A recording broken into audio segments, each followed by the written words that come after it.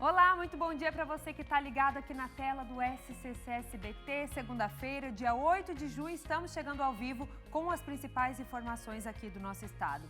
Vamos começar dando uma espiada no tempo lá fora? Concórdia, vamos ver a região oeste do nosso estado, hoje com um pouco mais de instabilidade desde as primeiras horas do dia, mais nuvens e tá assim por todo o nosso estado. Em algumas áreas a gente tem o sol um pouco mais presente, região oeste agora com 18 graus nos termômetros. Laguna, sul do estado, agora na sua tela. Vamos dar uma espiadinha como é que tá o tempo por lá? Mesmo cenário, bem nublado desde cedo, vai continuar assim. E para hoje tem alerta de chuva para algumas cidades, eu vou trazer instantes para vocês na previsão do tempo. Florianópolis, a capital, nesse comecinho de SCC meio-dia, a gente mostra para vocês que por aqui também o tempo está mais fechado, o solzinho já apareceu um pouco mais, mas mesmo assim hoje não vai ter muita mudança, o sol não vai brilhar aqui em Santa Catarina neste começo de semana. Como eu disse, mais detalhes da previsão em instantes para vocês. Agora vamos aos destaques de hoje, começando pela pesca da tainha na modalidade de arrasto de praia, que foi suspensa no país. A decisão do Ministério da Pesca gerou revolta entre pescadores e prefeitos aqui de Santa Catarina. A gente vai abordar mais esse tema em instantes aqui no meio-dia. E ainda, a Polícia Rodoviária Federal prendeu um motorista embriagado após um flagrante impressionante que poderia causar um acidente grave no oeste do estado, como vocês estão vendo nessas imagens aqui agora. E ainda, o caso dos 400 gatos encontrados em um apartamento. O município de Concórdia atualiza a situação do acordo com a responsável pelos animais. Esses e outros destaques a partir de agora aqui no meio-dia. Estamos no ar, fique com a gente.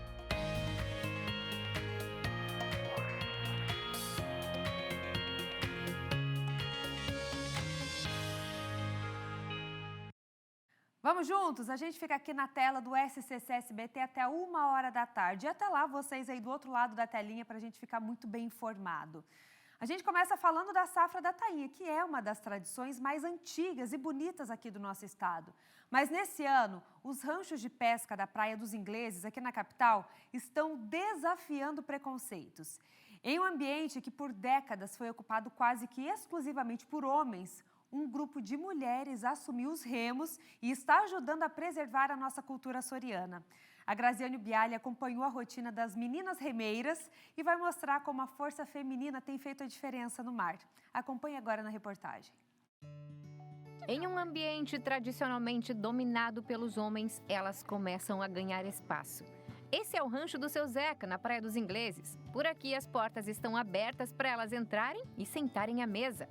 Seu Zeca é pescador há 70 anos, desde a década de 50, uma época em que as mulheres não faziam parte dessa cultura. Hoje, ele entende a importância da presença feminina na pesca. Tem mulher dessa aí que rima mais que eu. Naquela época, não existia uma pessoa dedicada para ensinar as mulheres. E hoje você sabe que tem uma escolinha aqui, em outras partes também tem. Isso até é muito bom, porque incentiva tanto as mulheres como os homens a aprender a remar. Porque da minha idade, daqui a 20 anos, não tinha uma escola. O que vai acontecer? Eu não tinha 4 mulheres aí, né? Todas 4 remos. Se for preciso, elas embarcam na canoa. Elas formam a equipe de remeiras, fizeram escola de remo, aprenderam as técnicas e hoje estão conquistando espaço. Aprendemos a remar, a ser remeira de verdade, né? Então a gente nunca tinha entrado numa canoa, eu mesmo, embora tenha um vínculo, né? O rancho do tio Zeca, né? O Zeca, irmão da minha mãe, mas nunca tinha entrado numa canoa, não fazia parte assim do dia a dia. Então, lá a gente aprendeu a remar mesmo, conhecer as posições, a função de cada uma na canoa, os comandos do patrão. Então, a gente começou do zero e aprendemos do zero todos os comandos ali, como funciona. Elas realmente mostram que são capazes. E sempre foi um ambiente muito masculino, mas hoje, graças a Deus, aqui na praia, pelo menos até em outras praias, a gente tem porta aberta de todos os ranchos. Eles nos convidam, você vem aqui, traz as meninas aqui, vamos jantar aqui, vamos ver. A gente teve alguns episódios na semana passada de jantar num rancho e poder participar de um lance de tainha, fomos pé quente. No final de semana a gente foi no rancho da Galheta também, fomos pé quente, conseguimos ajudar e participar lá de toda a função. Mas ainda é um ambiente muito masculino, né? Então, aos pouquinhos, a gente foi trazendo nosso jeitinho, traz um bolinho, traz um cafezinho, e aí foram nos colocando à prova, né? E hoje a gente, com certeza, vai dar conta do recado, né? Tem essa porta aberta com todos eles aqui na praia já. A canoa já está preparada. Os vigias estão lá no alto, de olho no mar. A qualquer movimento de peixe, as remeiras estão prontas para remar. Patrão chamou, lá vão elas. A rotina de pescador é essa.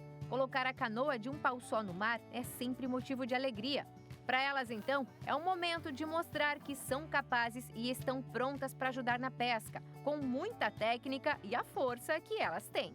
Tem muito, né? Quando se necessário e quando é exigido, né? Elas têm bastante, né? Treinaram e fizeram todo o processo para poder fazer isso. No mar, elas remam sem parar. Sob o comando do patrão, seguem as orientações. As remadas sincronizadas levam a canoa para o rumo certo. Agora é só esperar o peixe chegar. E entre uma remada e outra, é impossível ali, no meio desse marzão, deixar de apreciar as belezas que a natureza nos oferece. 4 remeiras e um patrão. Um remo alto, um remo fundo. Vai a cada e cai no chão. Nessa rotina, a união entre pescadores de longa data e as remeiras mostra que o trabalho em equipe fortalece a cultura e garante vida longa a essa tradição. Essa canoa aqui, o peixe está na praia, vai remando, vai acertando. Gente, que bonito, né? Ver as mulheres fazendo parte dessa tradição que faz parte aqui do nosso estado, do nosso litoral, a pesca da tainha.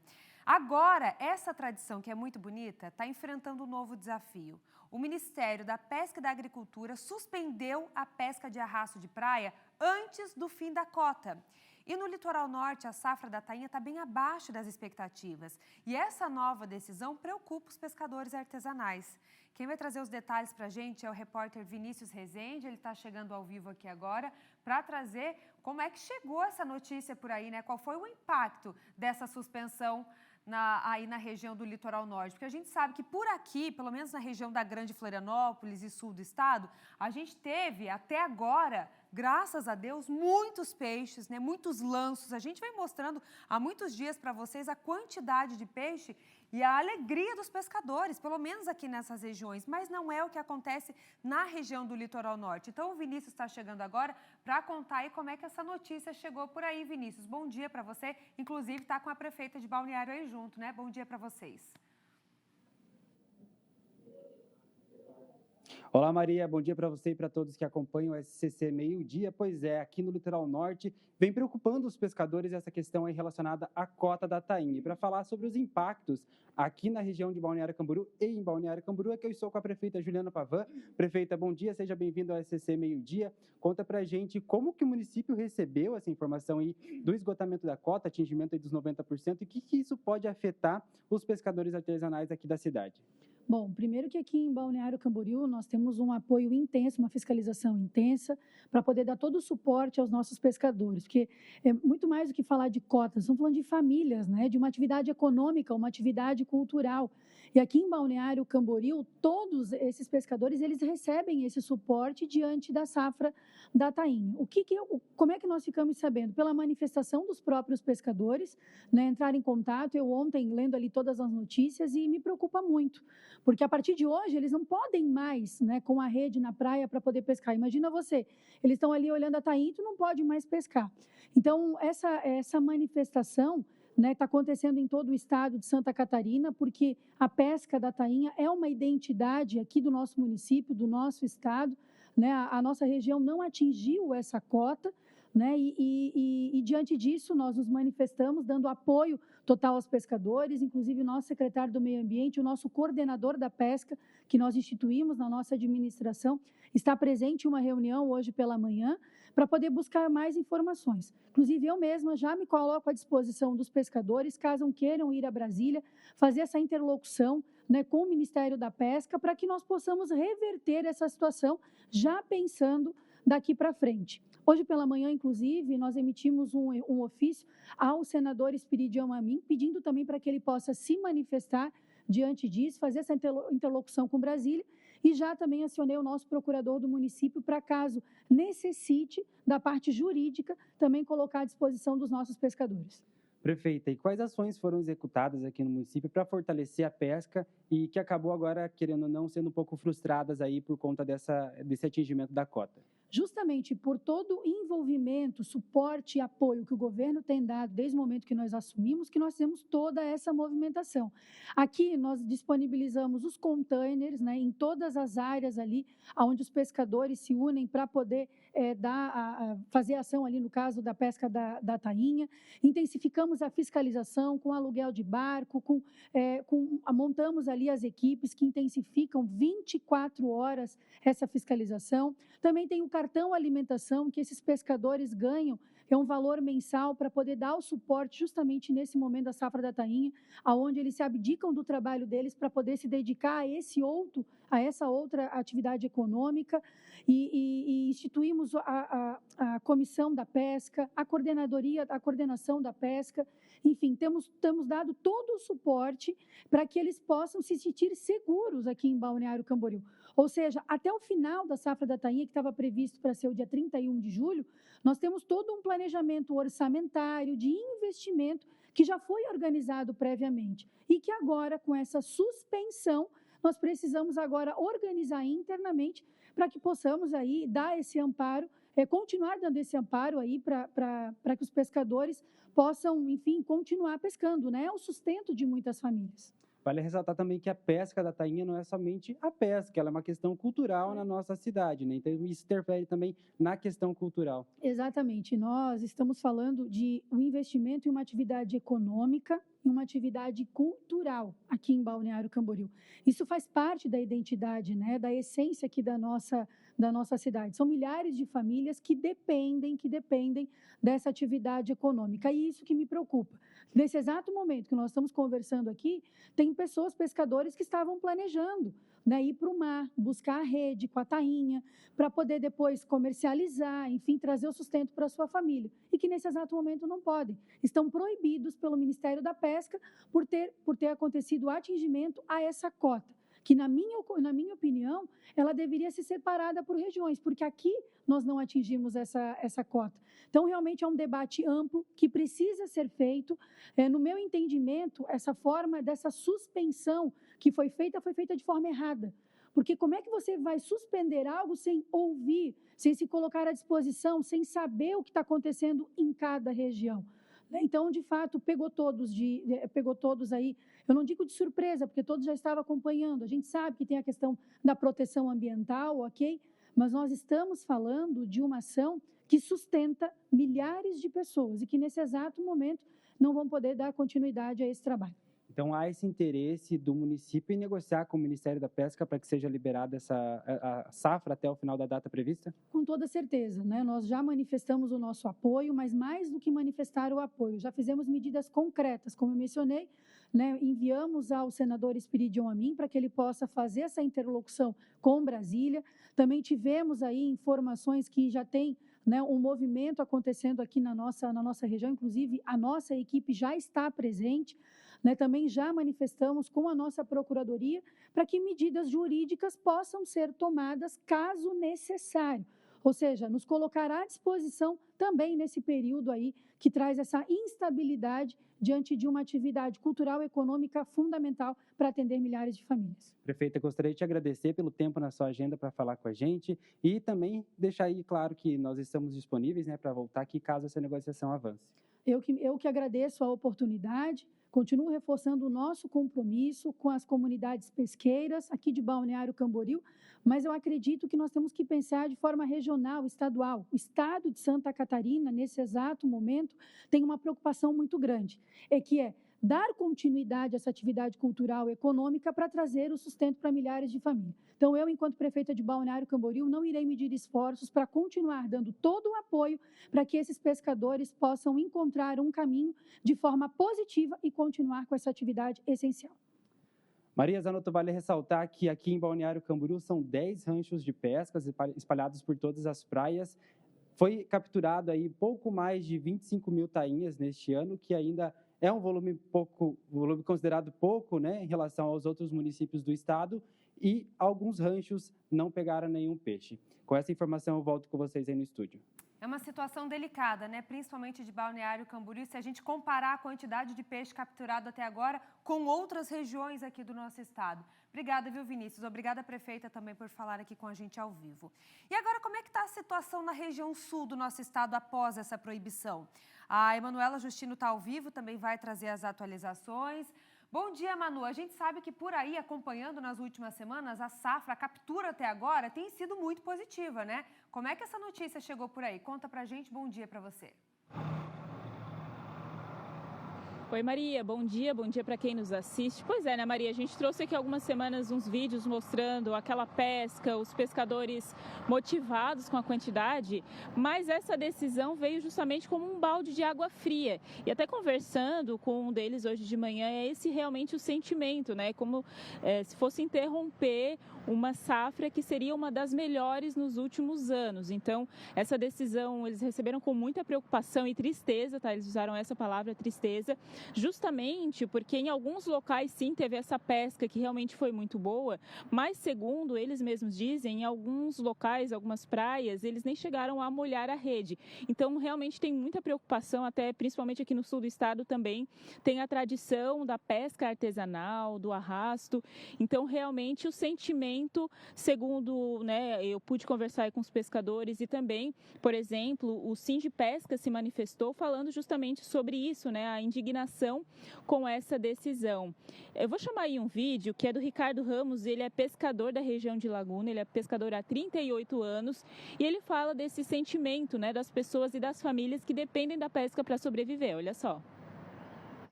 As nossas redes aqui no sul é tudo rede malha 12, malha 11, né? Captura o peixe mais grado, mas a gente já sentiu isso aí também. E de repente essa cota fechou, então foi uma coisa que assim a gente não entendeu muito, né? Foi uma coisa assim meio incerta. Então a gente hoje pede que o governo federal e estadual se unam, né, e resolvam esse problema, porque é muito triste o pescador chegar em casa sem o seu ganha-pão. E o que está acontecendo no norte do estado? No sul a gente pegou pouco peixe, mas ainda pegou alguma coisa. E no norte, o pessoal que não pegou ainda. Então fica aqui o meu apelo, né, a todos os órgãos públicos. Bom, essa situação da região sul, né? Pela fala do Ricardo, inclusive, Maria, a gente vê que, na verdade, eles se solidarizam como um todo, né? Tem uma região que pegou um pouco mais, outra um pouco menos, mas o sentimento, de maneira geral, pelo que a gente pôde perceber, é o mesmo. Aqui na região sul, a pesca, as maiores pescas aconteceram, segundo foi divulgado aí pelo Sindipesca, entre Imbituba e Floripa, né? De Floripa para baixo, aqui na região sul, até Imbituba. Também, segundo foi informado aí das informações do Sindipesca, hoje de manhã ficou marcada uma reunião, tá, para eles decidirem de que forma eles podem formalizar esses requerimentos e pegar essas informações das manifestações e levar até o Ministério de Pesca, né, e de que forma que os representantes aqui do Sul podem, enfim, levar informações e fazer um pedido para que algo seja feito, para que de alguma forma a pesca continue. A gente vai seguir acompanhando por aqui, até porque é relativamente, né, uma decisão que saiu há pouco tempo, a gente vai seguir acompanhando. Inclusive, hoje de manhã até a gente recebeu um vídeo a respeito de uma manifestação em Bombinhas, na praia de 4 Ilhas, com a presença de pescadores de todo o estado. Então, nesse momento, inclusive, a informação que o Ricardo, pescador, passou para a gente é que está acontecendo essa mobilização com a presença de pescadores de várias regiões aqui do estado. Então, a gente vai seguir de olho para também trazer aqui, se tiver alguma atualização em relação a esse requerimento e também aos pedidos das famílias, não só aqui do sul do estado, né, mas como a gente está acompanhando aí de toda Santa Catarina em relação a essa decisão aí do governo. Eu volto contigo aí no estúdio. Obrigada, viu, Manu, pelas informações. A gente se solidariza com essas famílias, porque realmente é o que a gente mostra aqui em vários momentos, desde que a safra ela é liberada, desde que ela começa, de como as famílias se dedicam, esperam por esse momento e realmente é o sustento de milhares de famílias aqui no nosso estado, né? Por isso que traz essa preocupação, essa indignação. Daqui a pouco a gente até vai mostrar uma reportagem completa mostrando do impacto real disso, aqui em Florianópolis, em todo o nosso estado, e a gente vai continuar nesse assunto. Até daqui a pouco, viu, Manu? A gente vai continuar ainda falando sobre a suspensão da pesca da tainha, porque agora a Graziane Bialy está chegando chegando ao vivo também. Ela vai conversar com responsáveis, especialistas nesse assunto, até para entender esse cenário, como é que isso está afetando todo o nosso estado. E um dos entrevistados é o Superintendente Federal de Pesca e Agricultura, para trazer detalhes da aquicultura, para trazer os detalhes dessa medida que foi anunciada, né? Grazi, conta os detalhes para a gente então, atualiza. Bom dia para você.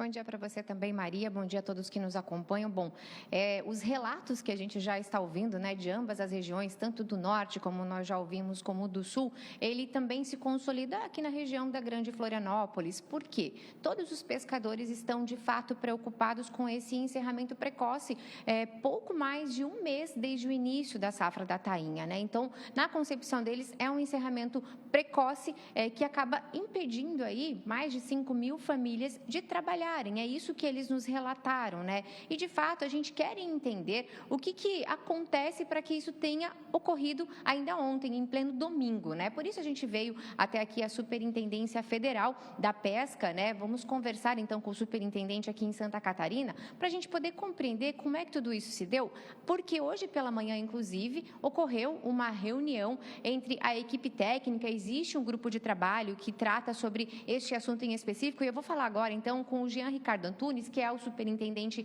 federal aqui no estado da pesca, que vai poder nos trazer um pouquinho mais os detalhes a respeito dessa reunião. Como é que aconteceu essa reunião e quem participou? Muito bom dia, Jean. Bom dia a todos que nos acompanham.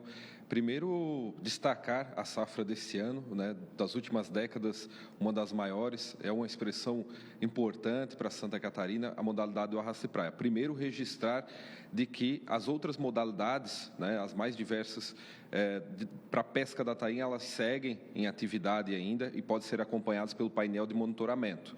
O arrasto de praia, ele teve a sua suspensão quando atinge um gatilho de 90%, né? Justamente essas cotas elas foram estabelecidas com base na ciência, com estudos, nos dados e também, né, discutido no GT Tainha, que conta com a participação de representantes do governo e representantes da pesca também, justamente para proteger e garantir as futuras safras, as futuras gerações, e o resultado também se deve, né, dessa grande safra, de tudo isso que tem sido construído no âmbito do Ministério da Pesca.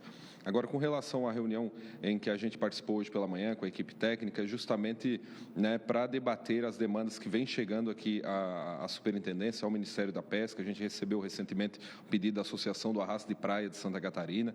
A gente está discutindo isso no âmbito do governo federal, no âmbito do Ministério da Pesca e também com o Ministério do Meio Ambiente. A equipe técnica, nesse momento, está reunida com o Ministério do Meio Ambiente. E quero dizer para vocês que existe uma normativa, ela foi construída. Tudo que é construído dentro do nosso governo é coletivamente, né, com participação social também. E qualquer mudança, né, que venha a acontecer, né, seja para essa ou para as futuras safras, ela é discutida, né, com a participação social dos pescadores e também considerando a ciência para garantir as próximas safras também. A gente sabe que o número, né, da cota estipulada, porque isso não é muito comum, mas agora a gente lida com uma cota para esse tipo de pesca, ele chega aí a pouco mais de 8.000 toneladas. Porém, a suspensão ocorreu nos 90%. Isso também é um questionamento, porque se não atingiu a cota, por que paralisar antes? Explica para a gente a que se deve essa interrupção ainda nos 90%. Veja, as outras modalidades, né, seja da pesca industrial e da pesca artesanal, seguem em andamento. Apenas a modalidade do arrasto de praia atingiu o seu 90%, o gatilho que trata da suspensão, justamente porque existem os 5 dias, né, que existem os 5 dias para reporte da captura. Então, ele é justamente, tu fecha ele no 90 para aguardar esse reporte que tem esses 5 dias para que o pescador possa reportar, então, ao Ministério da Pesca. Ou seja, a gente tem, então, esses 90%, porque essa margem de 10% é porque, então, os pescadores têm que cadastrar lá, caso eles tenham pescado ontem ou sábado, eles têm ainda essa margem de 10% para não extrapolar a cota. Exatamente. Perfeito. A Maria tem uma pergunta para fazer para o senhor, eu vou ouvir aqui. Maria, pois não? Grazi, agora há pouco nós conversamos ao vivo com a prefeita de Balneário, Juliana Pavan, e ela disse o seguinte, que no entendimento dela, talvez isso deveria ser dividido por regiões, essas cotas. Que, por exemplo, algumas regiões tiveram uma captura muito maior do que outras, do que, por exemplo, Balneário Camboriú, que teve uma captura até agora muito baixa. No entendimento da superintendência, isso seria uma medida possível? A gente até conversou sobre isso agora há pouco, era uma das perguntas que eu faria também ao superintendente, e vou reportar ela aqui. Superintendente, a gente tem o questionamento até mesmo da prefeita de Balneário Camboriú sobre a possibilidade de fazermos essa cota por regiões, que nós estávamos, inclusive, conversando recentemente. Há já um estudo, já se pensa em fazer essa cota de uma forma diferente para que não prejudique aqueles pescadores. Como a gente sabe, né? A tainha vem do Rio Grande do Sul, ela passa primeiro no sul para depois ela poder chegar no norte, e a gente sabe que muitos pescadores hoje do norte sequer tiraram a sua rede de dentro da canoa. Nesse caso, o Ministério já atua, já trabalha pensando em algo desse jeito? Veja, é um debate que será feito com certeza no âmbito do GT Tainha, com as representações da pesca, com as representações do governo. O GT ele deve ser convocado para os próximos dias, ou amanhã, inclusive, né, para debater, inclusive, sugestões como essa que a gente também recebeu aqui por região, né, exatamente para garantir, né, que todos tenham acesso ao recurso. Então, será debatido. Tudo que é construído dentro do Ministério não é uma decisão política, não é uma decisão isolada, é uma decisão construída coletivamente. Seja para essa safra que a gente vai discutir, vai avaliar, teve uma sugestão da Associação do Arrasto de Praia para uma alteração de regra, mudar uma regra exige muita responsabilidade, exige considerar também os estudos, e tudo isso vai ser debatido dentro do GT. O nosso governo tem a sensibilidade de dialogar com o setor, a gente sabe da importância econômica, a gente viu uma super safra, né, das últimas décadas aqui no estado de Santa Catarina, inclusive dificuldades para comercializar esse pescado, e a gente está tratando isso com a Secretaria da Pesca Artesanal, Secretaria Nacional, né, para desenvolver políticas públicas também com relação à comercialização. Bom, você fala, né, que recebeu aí reclamação, inclusive por parte da associação, e muitos pescadores também entraram em contato com você, né, Jean? Porque você está nesse meio, circulando nesse meio. Como é que você está lidando e também o que você está reportando lá para o Ministério? Porque é importante, você está vivendo aqui tudo que os pescadores sentem. Porque quem está lá em Brasília, lá no Ministério, acaba não tendo essa noção da importância que é a safra da tainha. Recentemente, inclusive, nós estivemos com a ministra da Cultura conhecendo o rancho, né, estivemos juntos lá e teve todo esse apelo da tradição, e nesse momento os pescadores se veem sem a possibilidade de dar sequência a essa tradição. Então, a gente tem recebido as sugestões das entidades representativas, dos pescadores, é um governo aberto ao diálogo. O nosso pessoal que está em Brasília também está ciente e disposto ao diálogo. O ministro Édipo já me ligou 2 vezes, ministro da Pesca, né, está lá debatendo no âmbito do governo essas demandas que vêm chegando. A deputada Ana Paula Lima, deputado Pedro Kizai nos ligaram também, estão lá em Brasília debatendo isso no âmbito seja do governo, seja do Ministério da Pesca, do Ministério do Meio Ambiente, a equipe técnica também. Então, quero dizer para vocês que o nosso governo está à disposição para dialogar com o setor, né, e principalmente, né, considerando a participação social no âmbito do GT Tainha, que será muito importante e deve ser convocado nos próximos dias. A gente também tem a informação, né? A gente foi em busca para entendermos e também levarmos respostas aos pescadores que acompanham a nossa programação a respeito do governo do estado. O governo do estado entende que essa limitação, essa cota, ela se torna exclusiva para Santa Catarina e, portanto, eles estão dispostos aí, devem entrar também na justiça para tentar uma medida, reverter essa medida. Como é que vocês se sentem já sabendo dessa possibilidade? É possível dialogar? Veja, no ano passado eles também judicializaram, não tiveram êxito na justiça. Sempre o melhor caminho, e acredito nisso, é o diálogo. Inclusive, o governo do estado tem representação, tem assento dentro do GT Tainha e pode dialogar conosco, a gente não tem problema algum. Ano passado a cota era menor, eles judicializaram, não obtiveram êxito. A gente conseguiu, dentro do GT, fazer uma construção de remanejamento de cotas para garantir que o arrasto de praia do ano passado não tivesse o seu encerramento no auge da safra.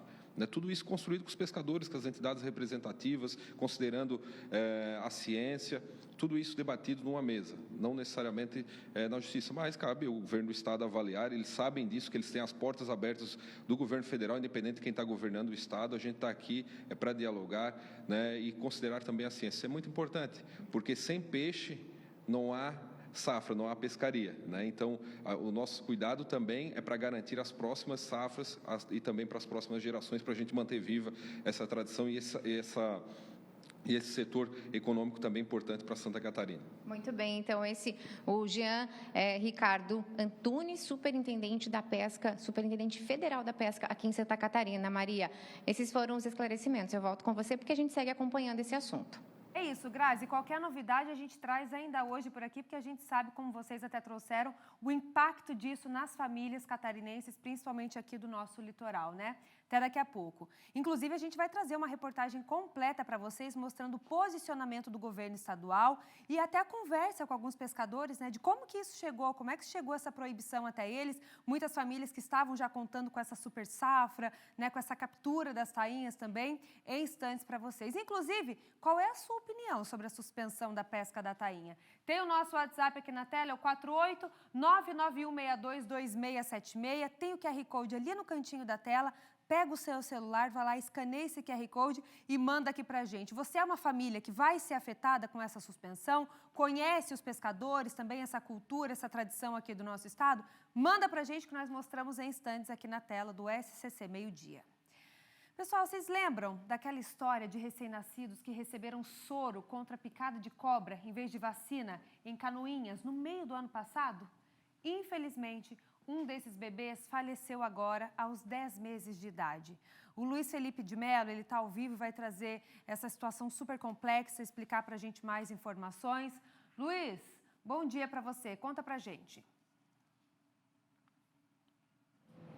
Bom dia, Maria. Bom dia a todos que estão assistindo o SCC Meio Dia. Pois é, um caso triste que vem do Planalto Norte do estado, da cidade de Major Vieira. Você falou muito bem, esse caso acabou acontecendo há cerca de um ano, em julho do ano passado, onde cerca de alguns bebês recém-nascidos acabaram recebendo, por um erro de aplicação, o antídoto de cobra no lugar da vacina hepatite B. Na época, o hospital que acabou administrando, o Hospital Santa Cruz de Canoinhas, informou que essa ocorrência acabou sendo no dia 11 de julho de 2025. Estava fazendo todo o acompanhamento e que até então nenhuma das crianças tinha tido algum tipo de reação por conta dessa administração errônea por parte do hospital. Bom, na última terça-feira, José Alfredo de Campos, um desses 11 bebês que receberam essa vacina por engano, infelizmente acabou perdendo a vida no dia 2. Segundo informações disponíveis, a morte do bebê, que tinha 10 meses de idade, estaria associada a uma infecção viral. O mesmo acabou saindo de Major Vieira no dia 2 e chegando aqui no Hospital Municipal, no Hospital Gesser Amarante, melhor dizendo. O hospital não é municipal, é um hospital infantil aqui de Joinville. Bom, agora há pouco, cerca de 5 minutos, nós recebemos a nota do Hospital Infantil Gesser Amarante aqui de Joinville. Nós fizemos alguns questionamentos relacionados ao falecimento da criança, a causa da morte e alguma suspeita ou confirmação de que o óbito da criança tenha tido relação com o soro administrado há cerca de um ano. Em nota, o hospital nos informou que, em conformidade com a Lei Geral de Proteção de Dados e em respeito ao sigilo médico, o Hospital Infantil não está autorizado a fornecer informações sensíveis de pacientes terceiros. Esses dados são compartilhados exclusivamente com os responsáveis legais. Agora há pouco também nós entramos em contato com a Prefeitura de Major Vieira, aonde a criança de 10 meses, o José, foi atendido primeiramente. A administração pública da cidade de Major Vieira manifestou o profundo pesar pelo falecimento do infante José Alfredo de Campos. Alguns questionamentos foram feitos à Prefeitura de Major Vieira e, segundo eles, o atendimento foi realizado de forma prioritária, seguindo os protocolos pediátricos. Durante a permanência na unidade, a criança permaneceu em observação e sob os cuidados dos multiprofissionais do local. Foi feito um exame de imagem, uma radiografia de tórax, cujo laudo descreveu pequena alteração em lobo inferior esquerdo, não caracterizando o diagnóstico. Conforme foi tendo a evolução do quadro clínico, foi vista a necessária transferência do mesmo para o hospital infantil Géssera Amarante, aqui de Joinville, onde o pequeno José veio a perder a vida. Bom, esses são os esclarecimentos dos casos. Segue agora as investigações para confirmar se houve ou não, se tem ou não tem relação com esse medicamento que foi administrado há cerca de um ano. Então essa é a posição por parte da Prefeitura de Major Vieira e do Hospital Infantil Géssera Amarante, aqui de Joinville, onde o José veio infelizmente perder a vida. Eu volto contigo no estúdio, Maria. Muito obrigada, Luiz, pelas informações, e fica aqui toda a nossa solidariedade, nossos sentimentos à família desse bebezinho, né, de 10 meses de idade. Obrigada, viu, Luiz? Uma professora da rede municipal foi condenada por maus tratos contra bebês em uma creche de Tangará, no meio-oeste do estado. O Felipe Bastos está chegando agora com as informações. Bastos, explica melhor essa história. Bom dia.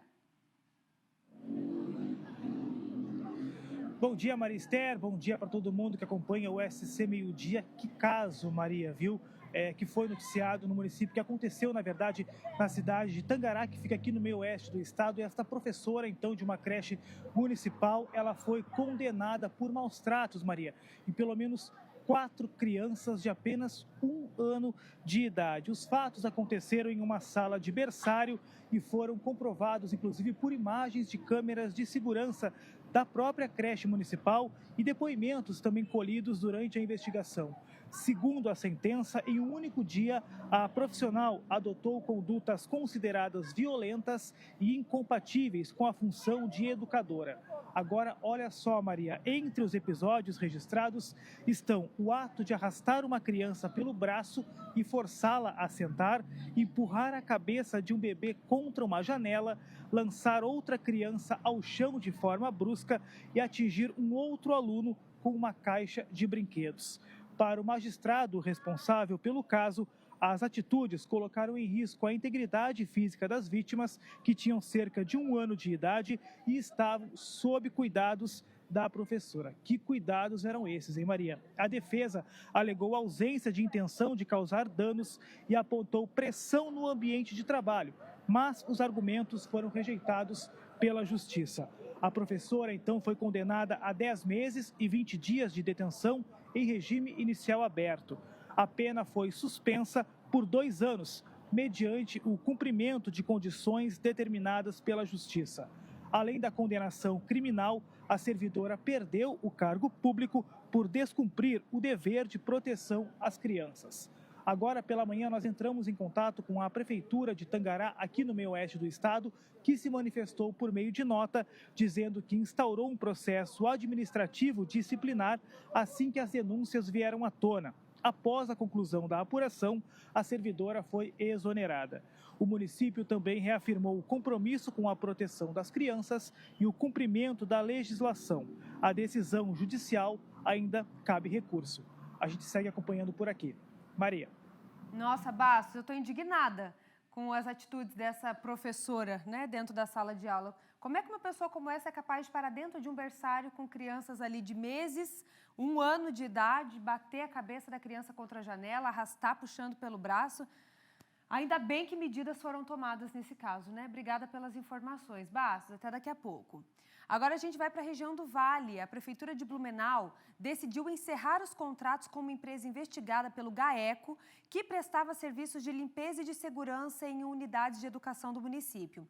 E o pacote de novas medidas foi anunciado nessa manhã e o PC está chegando com as informações. PC, o que é que levou a essa decisão da Prefeitura? Conta pra gente, bom dia para você. Conto sim, bom dia, Marister. Uma semana abençoada e acima do ótimo. A decisão foi anunciada nesta manhã pelo prefeito Egídio Ferrari. O governo municipal decidiu encerrar 3 contratos públicos com a empresa que prestava os serviços de limpeza, manutenção e o serviço também de vigilância armada em creches e escolas do município. É que a empresa está na mira do Ministério Público. Os contratos suspensos são considerados também suspeitos. Foram alvos de uma operação, de uma investigação do GAECO do Ministério Público. Esses 3 contratos foram assinados na gestão passada da Prefeitura de Blumenau. Somados, o valor dos 3 contratos chegava a 75 milhões de reais. Um dos serviços, o de segurança armada nas escolas e creches, foi contratado pela primeira vez com dispensa de licitação e em caráter de emergência, logo após o massacre ocorrido na creche Cantinho Bom Pastor. O Ministério Público chegou a dizer que empresários e agentes públicos enxergaram na tragédia uma oportunidade para ganhar dinheiro público de maneira criminosa. O prefeito Egídio Ferrari, nesta manhã, também anunciou que fará 2 novas contratações emergenciais para garantir a continuidade dos serviços de limpeza, manutenção e também de segurança nas escolas e creches do município. E ele falou com a nossa reportagem sobre a decisão de encerrar os contratos suspeitos firmados na gestão passada. Que de modo algum aqui se pensa em renovar um contrato ou prorrogar um contrato com uma empresa que já está sendo investigada. Primeiro, porque ela já é objeto de investigação. E segundo, até porque essas empresas que estão sendo investigadas, elas estão com as contas bloqueadas. E aí, no final, o interesse público, o serviço público poderia ser prejudicado. Por isso, a decisão de rescindir com essa empresa. Como fica a segurança e a limpeza das escolas e das creches do município a partir de agora? Nós temos já, a partir de hoje, lançaremos uma contratação emergencial. Então, em poucos dias, uma nova empresa será contratada. Assim como aconteceu na rescisão do contrato da merenda, por exemplo, a nova empresa ela contratou, né, a grande maioria dos profissionais que já trabalhavam para outra. Então, assim, a gente espera que deve acontecer. Afinal de contas, são mais ou menos 600 profissionais que trabalham hoje na segurança, na vigilância e também na zeladoria, manutenção e limpeza das escolas. Então, a gente espera que as novas empresas também façam essas contratações dos profissionais que serão desligados. Até o dia 26 de junho é o prazo para que a gente faça essa troca de empresa. O prefeito Egídio Ferrari anunciou também que vai trocar vigilantes armados por porteiros para garantir a segurança de alunos e profissionais da educação. Isso pelo menos neste primeiro momento, porque a contratação temporária emergencial será para um período de 6 meses. Neste período, neste tempo, a prefeitura vai avaliar a eficácia do serviço. O prefeito Egídio Ferrari também anunciou que vai lançar uma licitação para contratar tecnologia que garanta a segurança nas escolas. Que tecnologia? Reconhecimento facial. O mesmo serviço que é adotado e utilizado na Vila Germânica durante a Oktoberfest, por exemplo. Então, nós perguntamos a ele, trocar vigilantes armados por porteiro não pode comprometer a segurança de alunos e professores? Vamos conferir a resposta do prefeito Egídio Ferrari. Seguindo uma tendência nacional e mundial, nós estamos partindo e avançando para o uso de tecnologia integrada a pessoas comprometidas e pessoas qualificadas também.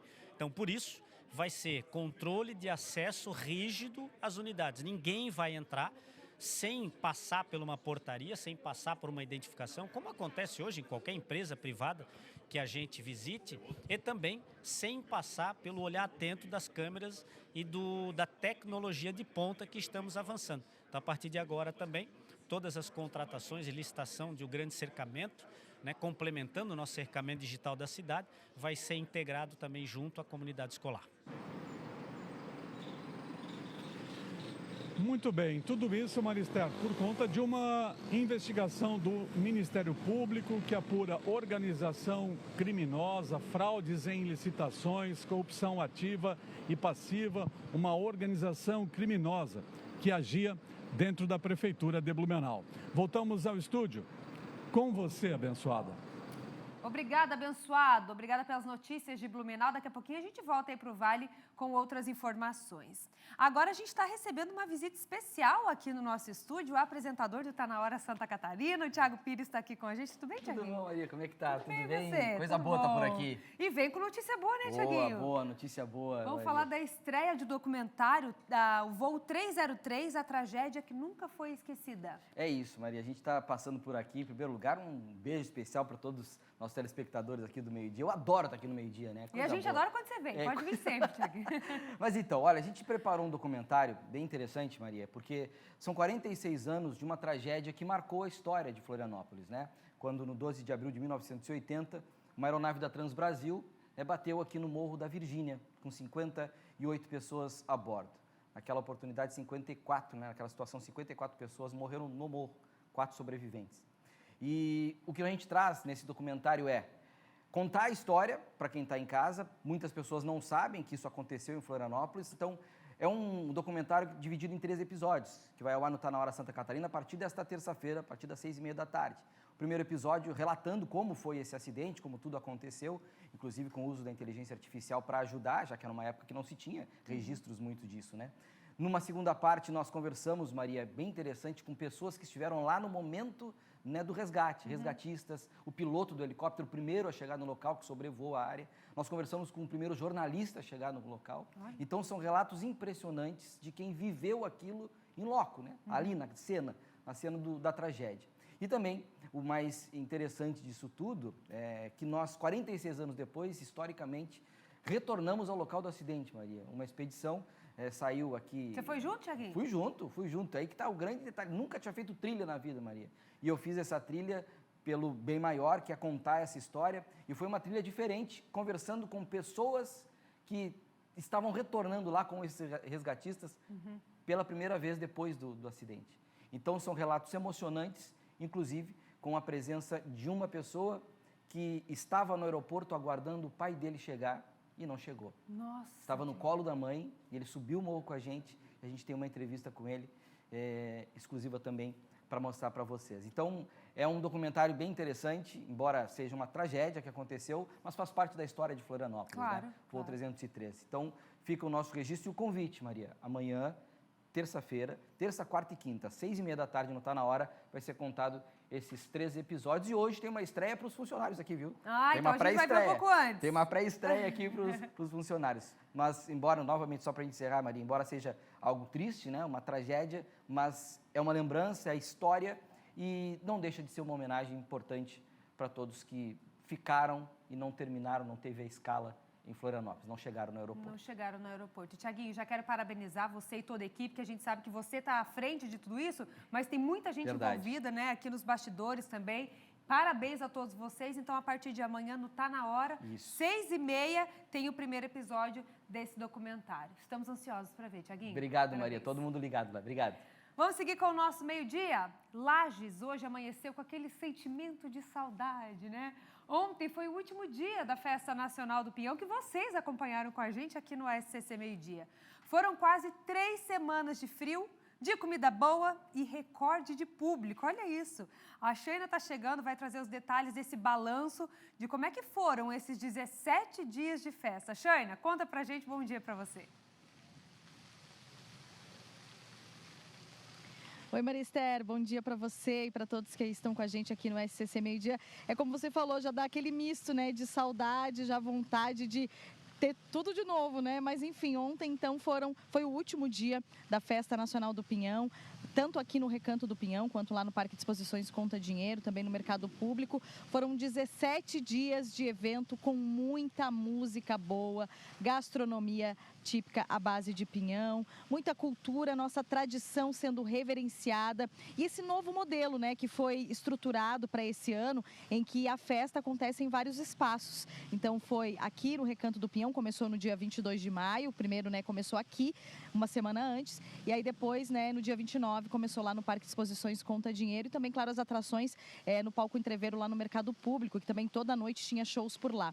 Ao todo foram mais de 1000 shows em todos esses espaços. Só no Parque de Exposições Conta Dinheiro foram 17 shows nacionais que subiram ao palco principal lá no Parque de Exposições Conta Dinheiro, na Arena Pinhão, que foi montada, né, o parque aberto para a população, todo mundo podia entrar, não tinha cobrança de ingresso, apenas para quem acessava ali a arena de shows para assistir os shows nacionais. E ontem à noite, então, foi o último show do cantor sertanejo Panda, onde milhares de pessoas, levou uma multidão ali para o Parque de Exposições Conta Dinheiro na noite de domingo para assistir esse show do cantor sertanejo Panda, que foi teve bastante sucesso, o pessoal gostou gostou bastante do show. Foi 1h30 aí do cantor cantando os seus sucessos e também sucessos de outros sertanejos, e foi muito bacana. E aqui no centro da cidade, no calçadão da Praça João Costa, durante no final de semana teve shows também, mas também aconteceu o Festival de Arte e Cultura Tradicionalista Planalto Serra, onde reuniu os centros de tradições gaúchas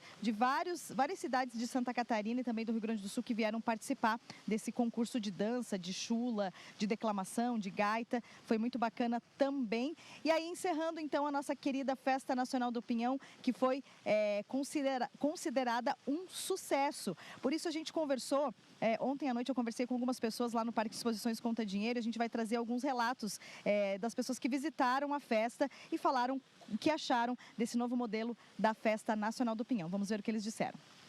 O que você achou da Festa do Pinhão desse ano? Olha, muito boa, as atrações maravilhosas. Eu fui no show do Lua Santana, fui no Matheus Cauã, tava assim, ó, perfeito, o evento perfeito mesmo. A gente gostou, achou bem diferente, achou que esse ano tá melhor.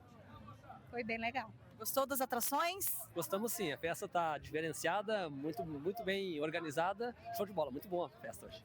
Tava tudo muito lindo, a decoração muito bonita, a parte da gastronomia, os shows, tudo bem organizado, muito bonito. Aprovou esse modelo da festa? Aprovei, tá aprovado esse modelo. Excelente, a festa esse ano muito bem organizada, né? E toda a organização está de parabéns.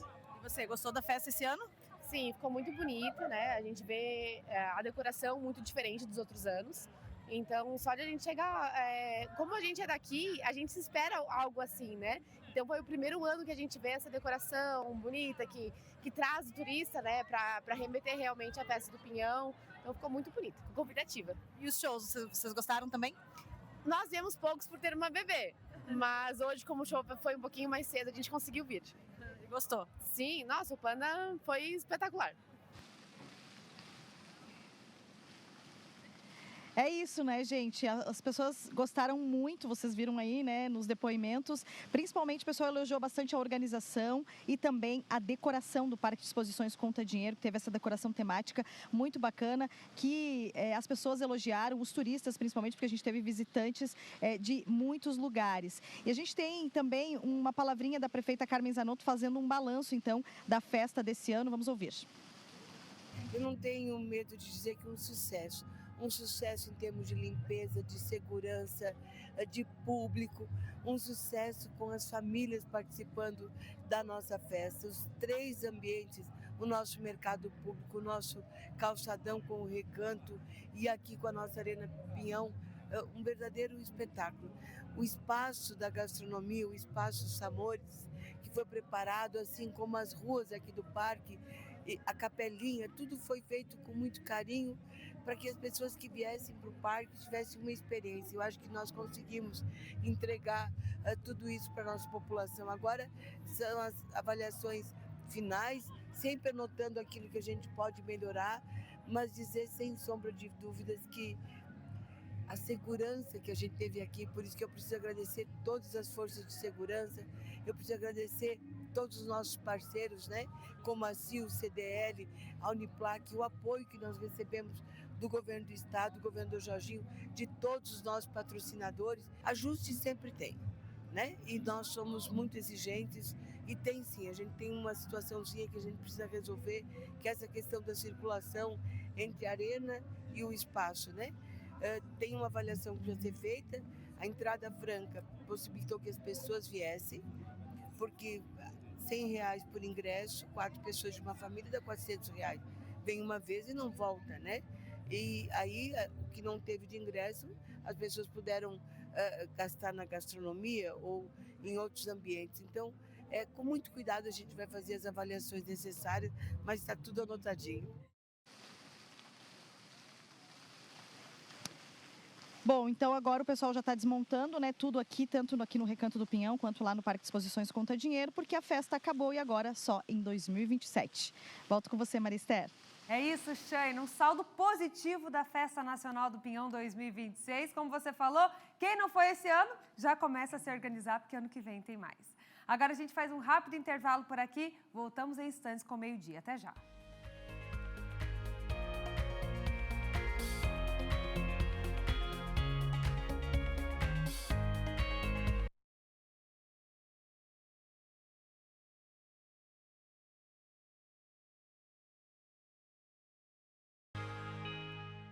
Estamos de volta com o SCC Meio Dia desta segunda-feira e a nossa equipe acompanha desde cedo a repercussão dessa notícia nas comunidades pesqueiras, a notícia da decisão que agora proibiu a pesca de arrasto, a pesca da tainha aqui no litoral catarinense. A categoria alega que a medida foi anunciada sem aviso prévio e em pleno auge da safra. Vocês vão entender melhor agora na reportagem, olha só. Hoje as canoas não podem ir para o mar. Pescadores catarinenses que aguardam por essa época estão proibidos de trabalhar. É com muita tristeza que a gente recebe essa notícia, né? O encerramento da pesca por cotas. Isso aí foi um choque para nós, que em plena safra da tainha aí, dia 7, né, que foi encerrado, é lamentável e triste, né? Para nós e para todos os pescadores de Santa Catarina. Em especial também o pessoal do norte, que nem molharam a rede ainda, isso aí é um absurdo. Seu Liberato estava no mar ontem quando saiu a determinação. A rede rasgou e ele nem conseguiu pescar. A nossa captura aqui no Campeche, tá, principalmente aqui no rancho do Seu Getúlio, ela foi muito pouco. Nós não chegamos a 5 toneladas. Tá? E a avaria que a rede sofreu foi muitas, né? Foi muita. Portanto, ontem eu fiz um cerco. E o primeiro eu capturei 250 tainhas e à tarde eu não consegui nada. Tá? Por quê? Porque a rede rasgou toda. E como ela rasgou, não veio peixe nenhum. E ficamos aí com prejuízo. Agora com essa cota, com essa paralisação, o prejuízo vai ser bem maior. Imagina-se que hoje, basicamente 5 mil pessoas deixaram de trabalhar por conta dessa decisão.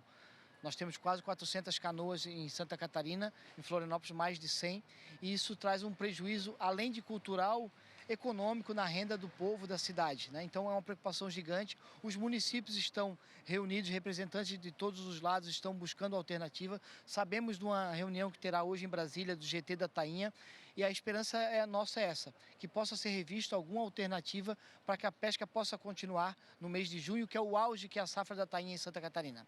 A medida atinge todo o litoral catarinense. Em Itapema, as canoas estão assim, cobertas por lona.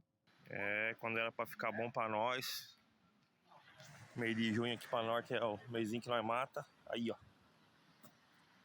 Tudo amarrado pela ponta. Investimento, tempo, o mês todo aí. E chegar agora na nossa vez, tá todo mundo aí, ó. Aqui não tem nenhuma canoa na praia não, tudo puxado aí. A determinação do Ministério da Pesca tem como justificativa a quantidade de peixes pescados até agora, que já superou 90% da cota de mais de 8 mil toneladas definidas para essa safra. Agora, municípios e estado tentam mudar essa decisão. Vou arrumar a rede e vou esperar a decisão. Além da cultura e da tradição, a pesca da tainha movimenta a economia. O peixe, pescado em Santa Catarina, abastece outros mercados e estados. O encerramento da cota também preocupa as peixarias. A safra da tainha a gente diz que é uma cadeia, né? O pescador é aquela pessoa que vende, que sou eu, principalmente é o cliente que aqui chega e ia poder nessa época comprar um peixe com menor valor, porque o peixe está em abundância, então é nessa hora que o peixe ia baixar.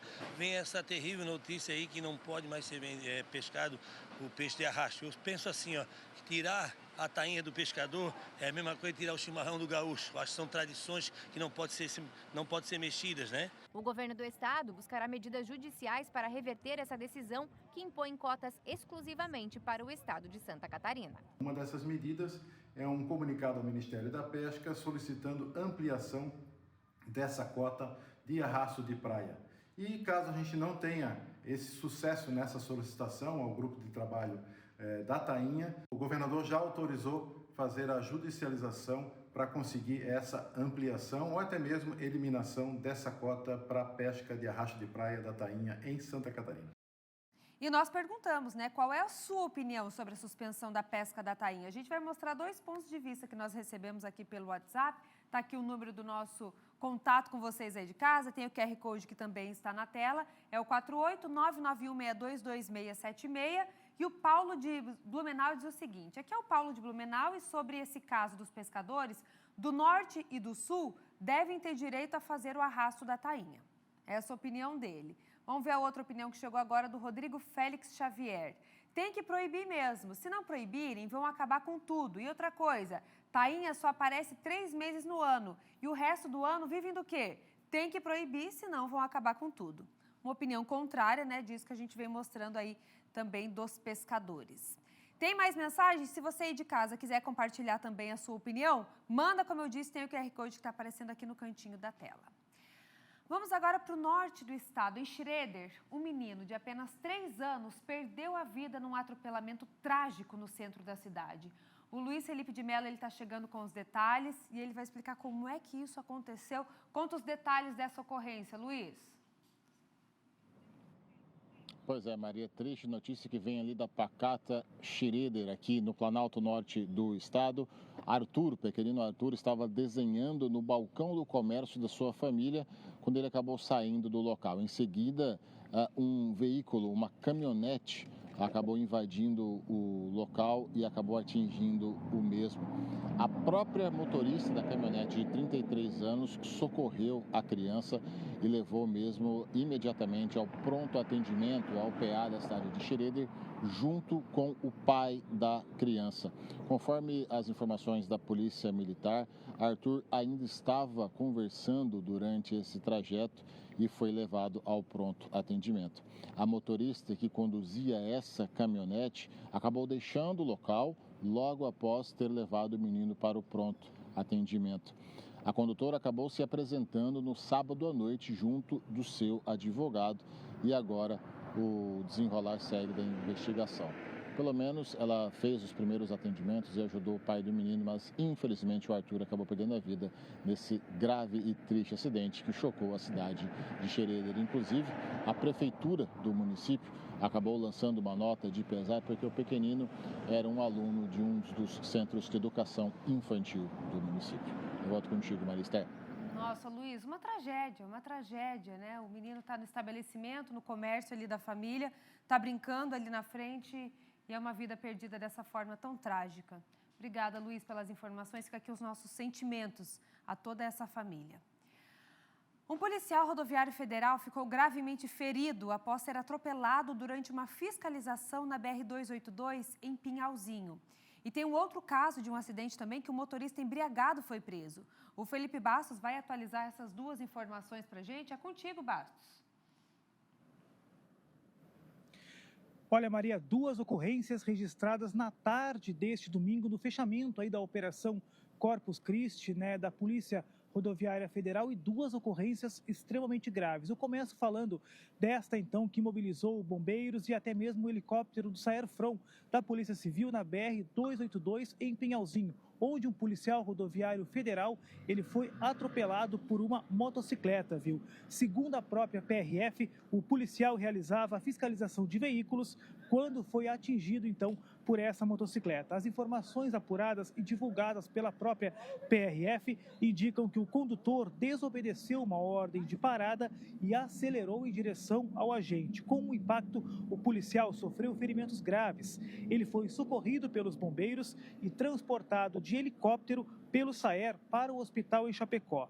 Apesar de estar consciente, o agente deu entrada no centro cirúrgico com suspeita de traumatismo craniano, hemorragia interna na região abdominal e múltiplas fraturas nos membros inferiores. O motociclista de 20 anos e a passageira, uma adolescente de 13 anos, ficaram feridos, mas sem gravidade. Ainda conforme a polícia, o jovem não possui carteira de habilitação e conduzia a motocicleta com o licenciamento atrasado. Acredite se quiser. Após receber atendimento médico, ele foi preso em flagrante e encaminhado para a Polícia Federal, que investiga o caso. As autoridades avaliam ainda que o condutor pode responder por tentativa de homicídio qualificado contra o agente de segurança pública, além de infrações de trânsito e por colocar em risco a vida da adolescente que estava na garupa. O estado de saúde do policial segue sendo acompanhado pela equipe médica. Agora, outro flagrante na BR-282, também na tarde deste domingo, foi no quilômetro 515 da rodovia.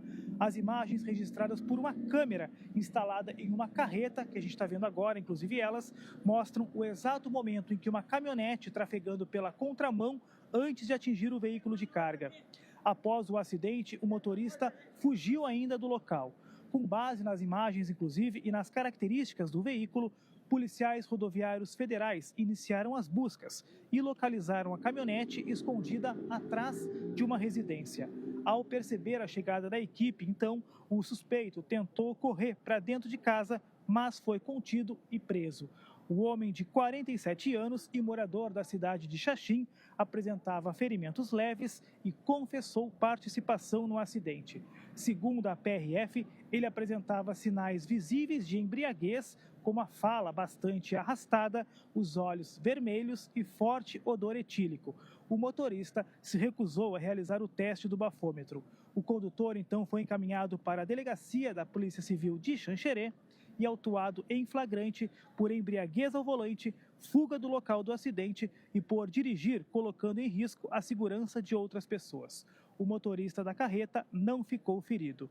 As imagens desse acidente foram entregues à Polícia Civil para dar encaminhamento nas investigações. 2 ocorrências fortes, bastante complicadas, aqui na região oeste do estado, na BR-282.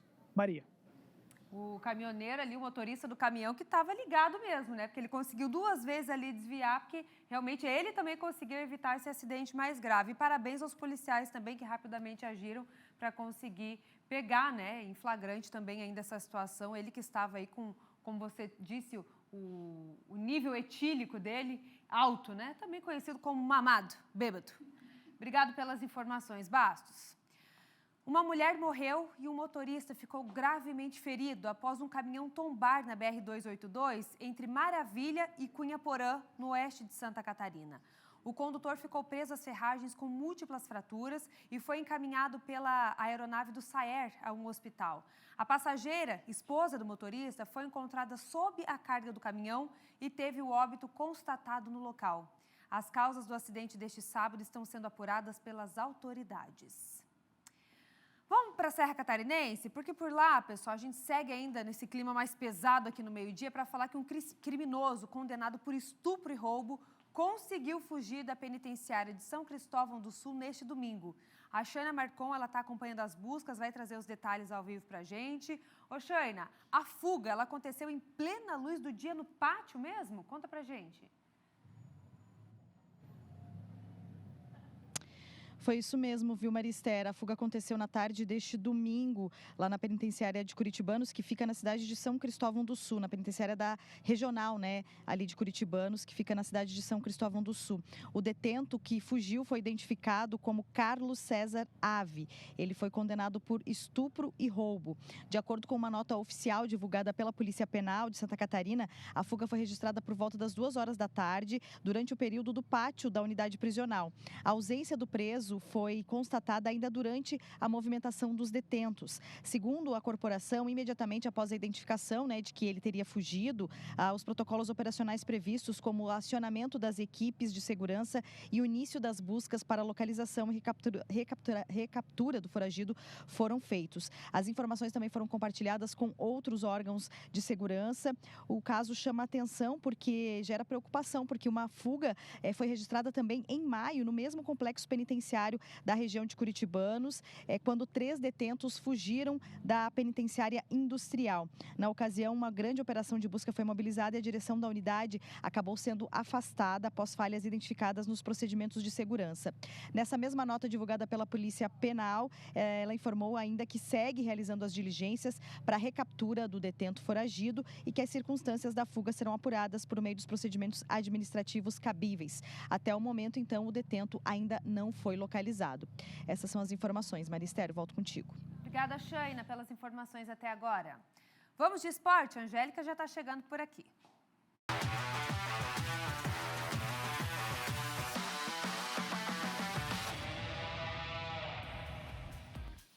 Valeu, Maria!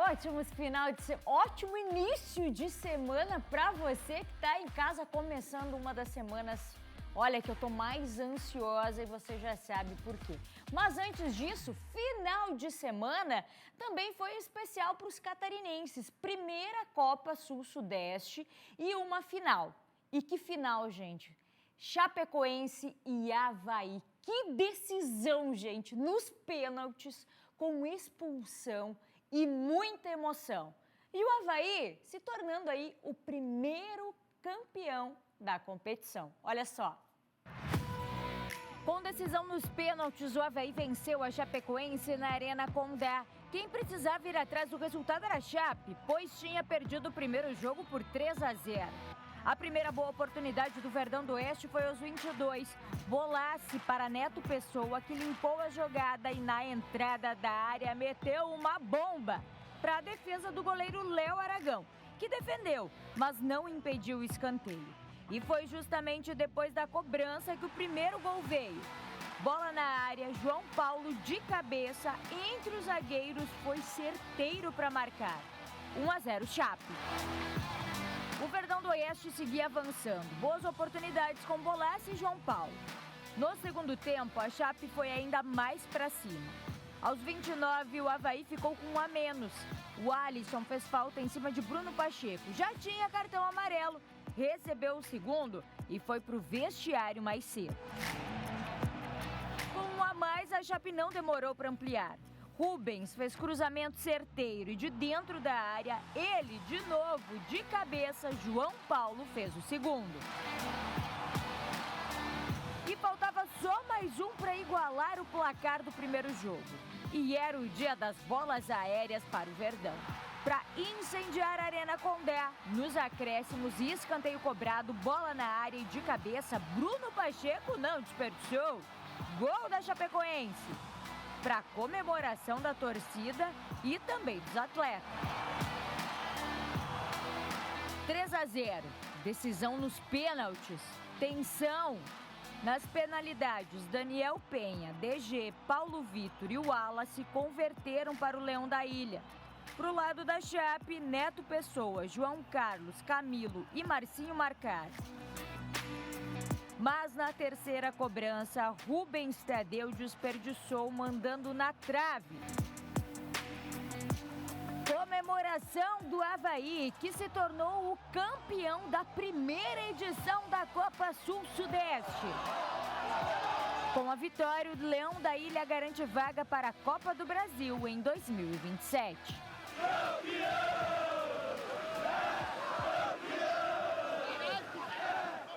Tá aí o Leão da Ilha. Nessa primeira edição da Copa Sul-Sudeste se torna o campeão.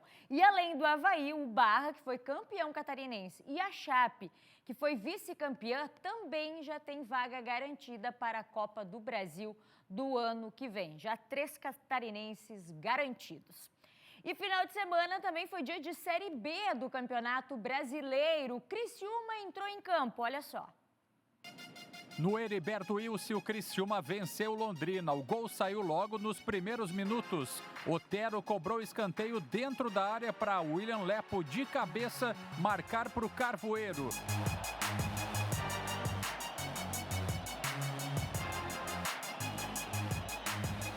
O restante do jogo foi sem muita efetividade e o Tigre se garantiu no resultado mesmo e terminou assim no sul do estado. Criciúma 1, Londrina 0. Com o resultado, o Carvoeiro sobe na tabela e assume a 4ª colocação com 20 pontos.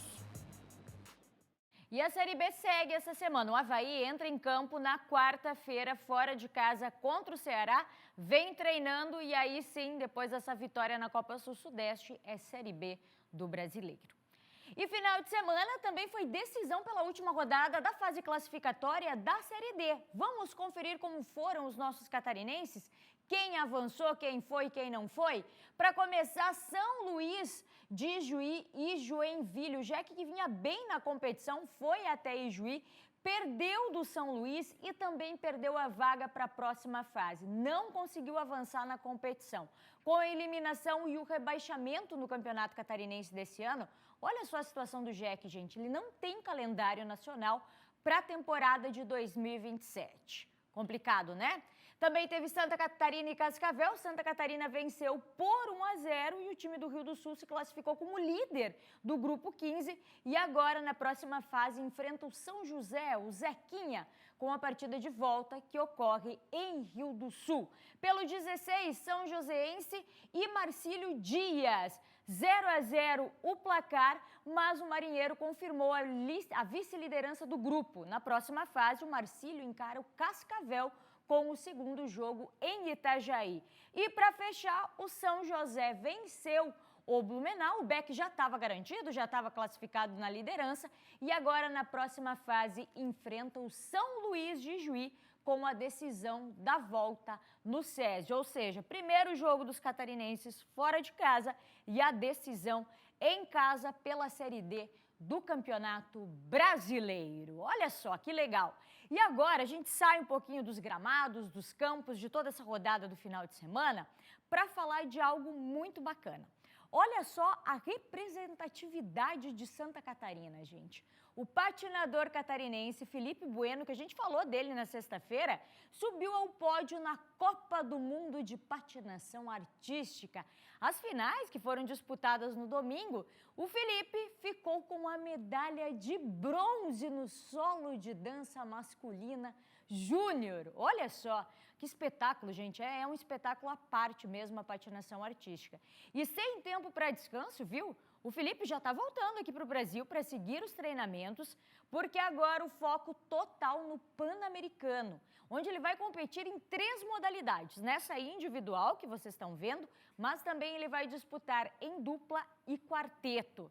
E vocês lembram que a gente falou da Gabriela também, que ia entrar em cena, né, que ia se apresentar no final de semana. A catarinense ficou no top 5 no feminino sênior. Santa Catarina muito bem representada nesse espetáculo que é a patinação artística. Parabéns, Felipe, merecido, parabéns mesmo. Mas agora, minha gente, olha só, segunda-feira da semana mais ansiosa e especial. Porque assim, ó, acabou, pronto, acabou, não tem mais treino. O Brasil encerrou sua preparação para a estreia da Copa do Mundo ao vencer o quê? Qual foi a partida do final de semana? Brasil e Egito, ó. Pois é, meus amigos, Brasil e Egito. E agora, não adianta mais, faltam apenas, 3 dias. 3 dias para a estreia, para a abertura da Copa do Mundo. E você sabe que você vai ver aqui na tela do SCC SBT. E se tem Copa, tem torcida. E a nossa, a melhor de todas, a nossa torcida amarelinha. Roda a vinheta.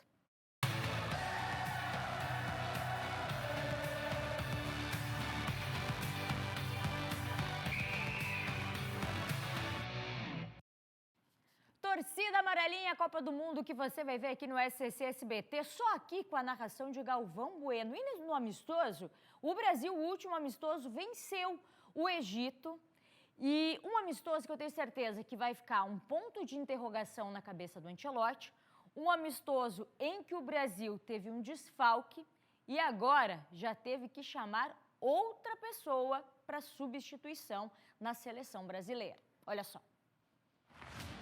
Numa tarde de muito calor nos Estados Unidos, o Brasil venceu o Egito no último amistoso em preparação para a Copa do Mundo. O Brasil abriu o placar logo no início da partida. Saída de bola com dificuldade do Egito, Bruno Guimarães roubou a bola, invadiu a área e não deixou passar. 1-0 Brasil. O Egito empatou logo na sequência em uma falha do capitão zagueiro Marquinhos. Ele não olhou para ver se tinha um jogador adversário por perto e deu passe muito curto para o goleiro Alisson. E Zico aproveitou para deixar tudo igual. No intervalo, Ancelotti mudou e colocou um novo time em campo. E foi essa equipe que garantiu a vitória brasileira. Roubada de bola na pressão de Matheus Cunha e Douglas Santos. Rafinha recuperou pela esquerda, cruzou rasteiro para Endrick, que com a canhota fez o que sabe. Chutou bonito e balançou as redes. 2-1 para o Brasil no final. Atuações e resultado que deixam dúvidas na cabeça de Ancelotti para o time titular na estreia. O míster perdeu uma peça importante. O lateral Wesley sentiu a virilha nesse lance e foi substituído. O lateral da Roma foi reavaliado no domingo e a ressonância magnética constatou lesão muscular no adutor da coxa esquerda e ele está fora da Copa do Mundo. No lugar dele, Ancelotti chamou o volante do Atalanta, Ederson, que se integra à delegação nesta segunda-feira nos Estados Unidos. Tá aí, que início, hein? Mas tudo bem, gente. O importante é lá. Agora, tudo que tinha para acontecer, que era para acontecer, já aconteceu. E que aconteça agora, antes da estreia real e oficial do Brasil no sábado. Gente, contra o Marrocos. Ansiedade a mil por aqui, hein? Meu Deus do céu, vai começar. 3 diazinhos para a Copa do Mundo e 5 para a estreia da seleção brasileira. E é por isso que todo mundo está no clima da Copa do Mundo. Ruas por todo o país estão ganhando vida. E muita cor na torcida pelo Hexa. Verde, amarelo, azul, ó, tá tomando conta das ruas. E aqui em Santa Catarina não é diferente, viu? E por trás de cada desenho sempre tem aquelas histórias que fazem a diferença. E a gente foi conhecer um pouquinho mais, olha só.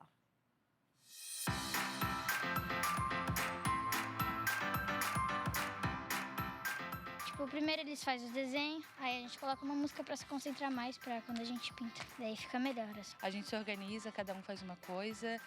E é isso, um ajuda o outro, todo mundo unido, para acontecer isso aí que vocês estão vendo.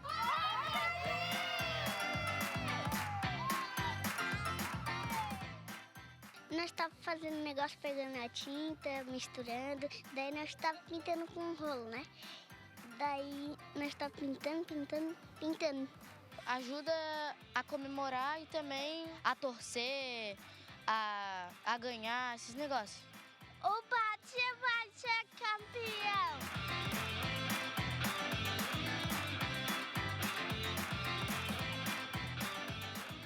Eu me sinto bem, porque aí eu saio de dentro de casa, tenho um negócio para me fazer, né? Não sinto ansiedade, porque eu tenho ansiedade. E eu fico mais alegre ajudando minhas amigas, minhas tias. É a união, né? De estar colocando energia junto, de trazer esse convívio, de poder participar entre amigos também, né? E trazer um pouquinho o estímulo de lealdade, né? Todo mundo junto, de crescer, evoluir. Um pouquinho de cada coisa, assim, né? Que estimula a criança a estar em união, parceria. Acho que é isso. Bastante desenho bonito, né? Tipo, do Brasil, dos papagaios, do cachorro. E simplesmente o do Neymar lá atrás, né? E o da taça. Eu achei esses daí bem legal. O desenho que eu mais achei bonito foi esse daqui, porque ele é colorido. Vai torcer pro Brasil? Maravilhoso, é muito bom. Sabe o prazer de, tipo, ver a rua colorida e não, tipo, sabe, cinza, triste assim, sabe? Quando a gente era criança, eram os adultos que organizavam as pinturas de rua, então agora chegou a nossa vez de fazer isso e colocar em prática essa torcida que a gente tem pelo nosso país. Trazer o Hexa é muito legal, mas principalmente esse momento da gente compartilhar alegria e momentos de diversão, assim, sem celular, é muito importante.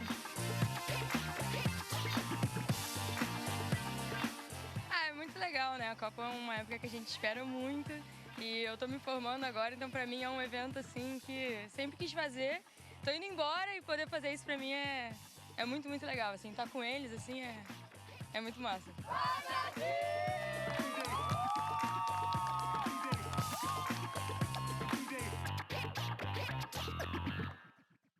É ritmo de Hexa, gente. E olha só, essas pinturas que vocês viram de crianças, adolescentes, adultos, foram aqui em Florianópolis. A primeira no bairro Goiabal, em São José, na Grande Florianópolis, e também no campus da UFSC, aqui na capital. Vai dizer que não é lindo? É esse clima que a gente gosta.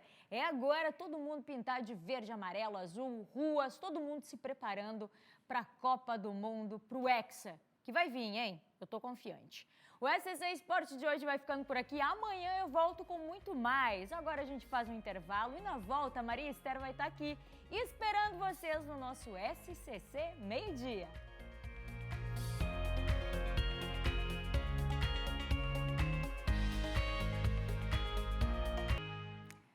Estamos de volta com o SCC Meio-Dia para falar que neste fim de semana o estacionamento do Sam's Club, lá em Joinville, ficou pequeno para a segunda edição do Joinville Motofest. A nossa equipe acompanhou o evento e a gente vai ver como é que foi a festa na reportagem do Luiz Felipe Melo e do Diogo Kleiman. Joinville Motofest 2026, segunda edição, acontecendo aqui em Joinville neste sabadão, neste domingão. Você está vendo na segunda-feira, que eu sei. Vamos acompanhar como é que foi esse maravilhoso evento, então, que tem apoio do SCC SBT. Bora lá!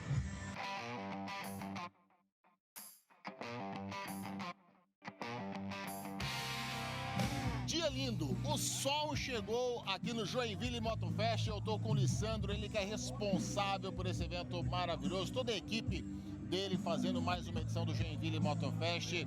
Ano passado, sucesso. E esse ano, qual que é a avaliação que você faz do evento? Cara, esse ano aqui foi surpreendente.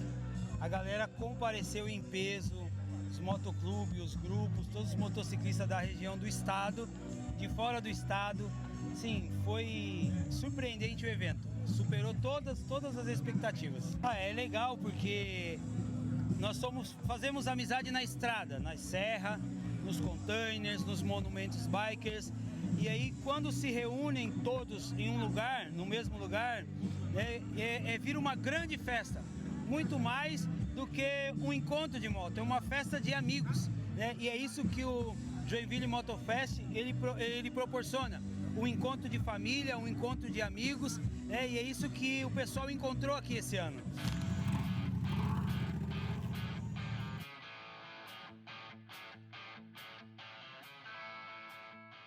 E se o Lissandro falou dos amigos, nada melhor do que a gente falar sobre a família Duas Rodas. É muito legal a gente saber que as famílias se reúnem para estar aqui nesse evento maravilhoso. Reginaldo, família Duas Rodas mais uma vez presente no Joinville Moto Fest. Mais uma vez presentes aí, né? Um evento espetacular, muito bem organizado, um evento familiar, entrada gratuita. A família Duas Rodas está aproveitando, fazendo mais uma ação social. Estamos com o nosso stand de arrecadação de alimentos e agasalhos. Então, quem quiser prestigiar, é só chegar. É muito legal saber que a família, aqueles amantes de moto, tem um local para se reunir aqui em Joinville, né? Sim, isso aí é muito importante, né? Então, o Lisandro, os demais organizadores, o pessoal do SCC, né? É importante essa parceria que isso aí fortalece o motociclismo na nossa região, né? Porque a nossa região carece de eventos como esse, né? Eventos familiares, um evento gratuito, né? Um evento bacana e tem essa parte social que é uma característica da família Duas Rodas.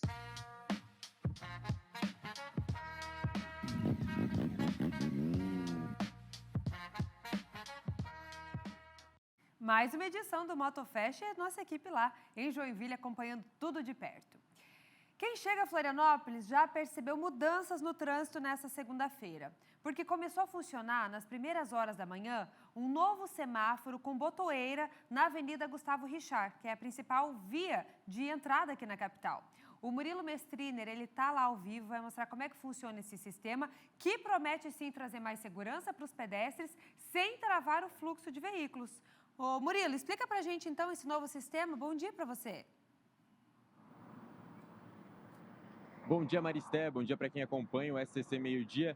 Então, Maristé, de acordo com a Guarda Municipal de Florianópolis, essa rodovia, a rodovia Gustavo Richard, que é aqui quem atravessa a ponte Pedro Ivo Campos e vai acessar o sul da ilha, passa por aqui, é a rodovia que mais registra atropelamentos aqui em Florianópolis.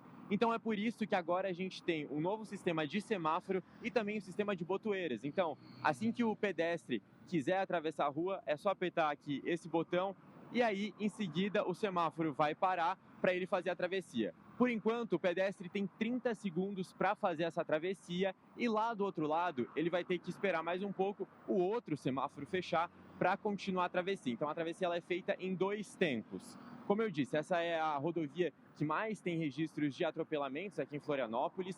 E a gente estava conversando, a gente está ao vivo aqui com o comandante Andrei. O comandante Andrei, da Guarda Municipal, ele adiantou que as primeiras horas de teste aqui desse novo sistema fluiu bem o trânsito, né, comandante? Bom dia. Fluiu bem, sim.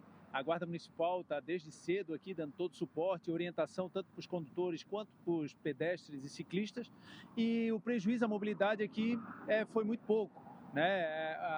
Apertando a botoeira, praticamente na mesma hora já faz o acionamento do semáforo, já fecha, e o pedestre ele tem 30 segundos para atravessar. Então esse tempo ele é reduzido para que realmente aqui a mobilidade na Gustavo Richard ela flua normalmente. O comandante estava conversando comigo aqui, agora a expectativa é que atrás aqui de onde a gente está tem o Centro-Sul, Centro de Convenções de Florianópolis, que é muito conhecido por ter vários eventos aqui em Florianópolis e reúne milhares de pessoas. Ou seja, nesses dias de evento, o movimento de pedestres deve aumentar e, obviamente, o semáforo vai ser mais acionado. a Guarda Municipal vai acompanhar aí o próximo evento, né, para entender como fica esse fluxo de carro aqui nesse ponto, né, comandante? É isso mesmo. Né? Quando tem um evento aqui no Centro-Sul, a gente vai ficar atentos aqui a essa região para que também a gente possa sincronizar aqui o semáforo, né? Se for apertada várias vezes simultâneo, assim, então é que ele tenha um fluxo que ele possa tirar também os veículos aqui da via, né? Pode ficar mais tempo no verde e daí o pedestre aguarda um pouquinho para virar esse ciclo e ele poder atravessar com segurança. Fechado. Muito obrigado, comandante. Então é isso, Maristé. Agora, então, aqui fica o aviso para os motoristas, para os pedestres e para os ciclistas também. Novo sistema de semáforo aqui na rodovia Gustavo Richa. E aí, enfim, quem precisar atravessar, só apertar o botão, esperar. E os motoristas também ficarem atentos aí, porque agora não passa mais direto, tem esse semáforo. Então é importante ficar atento também para melhorar nossa mobilidade e segurança. É isso, volto com vocês no estúdio. Tá certo. Obrigada, Murilo, pelas informações. Agora a gente vai falar com os motoristas que circulam na região da Grande Florianópolis. 2 pistas da Avenida Presidente Kennedy, em São José, foram liberadas para o trânsito após o avanço nas obras de macrodrenagem. Isso antes do previsto, porque na semana passada a Grazi mostrou para a gente, a Sofia também esteve por lá, mostrando que teria essa paralisação, algumas ruas bloqueadas, né? O que atrapalharia o fluxo também. Agora teve essa antecipação do prazo já na liberação de alguns trechos, né, Grazi? Conta para a gente então as informações.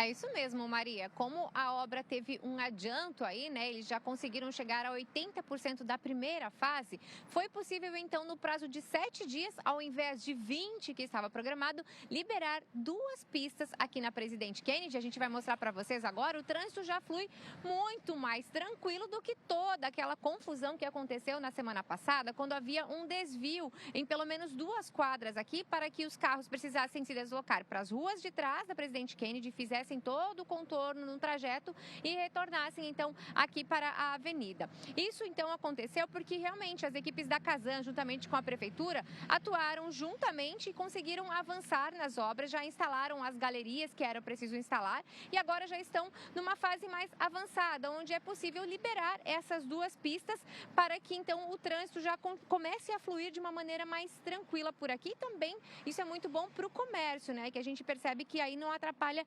tanto quanto estava atrapalhando. Agora, essas obras, elas vão mudar um pouquinho a direção, porque é preciso construir uma caixa de mudança de direção na galeria que vai até a rua Margarida de Abreu, então, para que possa acontecer a conclusão dessa obra. E essa outra fase, ela leva um pouco mais de tempo. Mas, como você disse, essa obra que estava prevista para ir até o dia 12 de junho foi antecipada. Então, na sexta-feira ainda, à noite já foi liberada e agora os motoristas têm essa passagem por aqui de uma maneira mais tranquila, sem nenhuma intercorrência, tudo sinalizado, inclusive continua, né, sinalizações.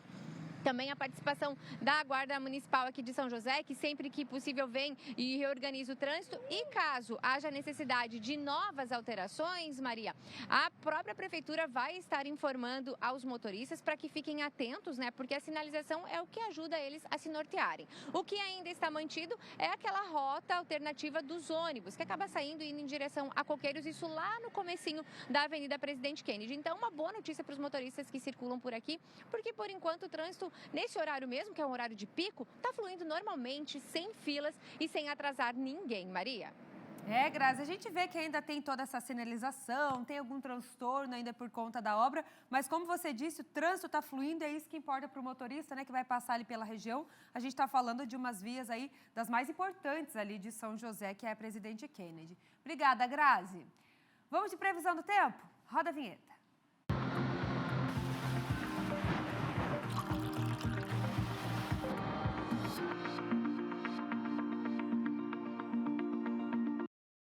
A semana está começando com instabilidade aqui em Santa Catarina. Vocês já devem ter visto esse céu mais nublado, poucas aberturas de sol, tem até uma chuva aí no decorrer do dia, principalmente do oeste até o Planalto Sul. Então é nessa região aqui que a gente tem essa instabilidade maior nesse comecinho de semana. E não se descarta o risco de temporais isolados, especialmente nessas áreas que fazem divisa com o Rio Grande do Sul.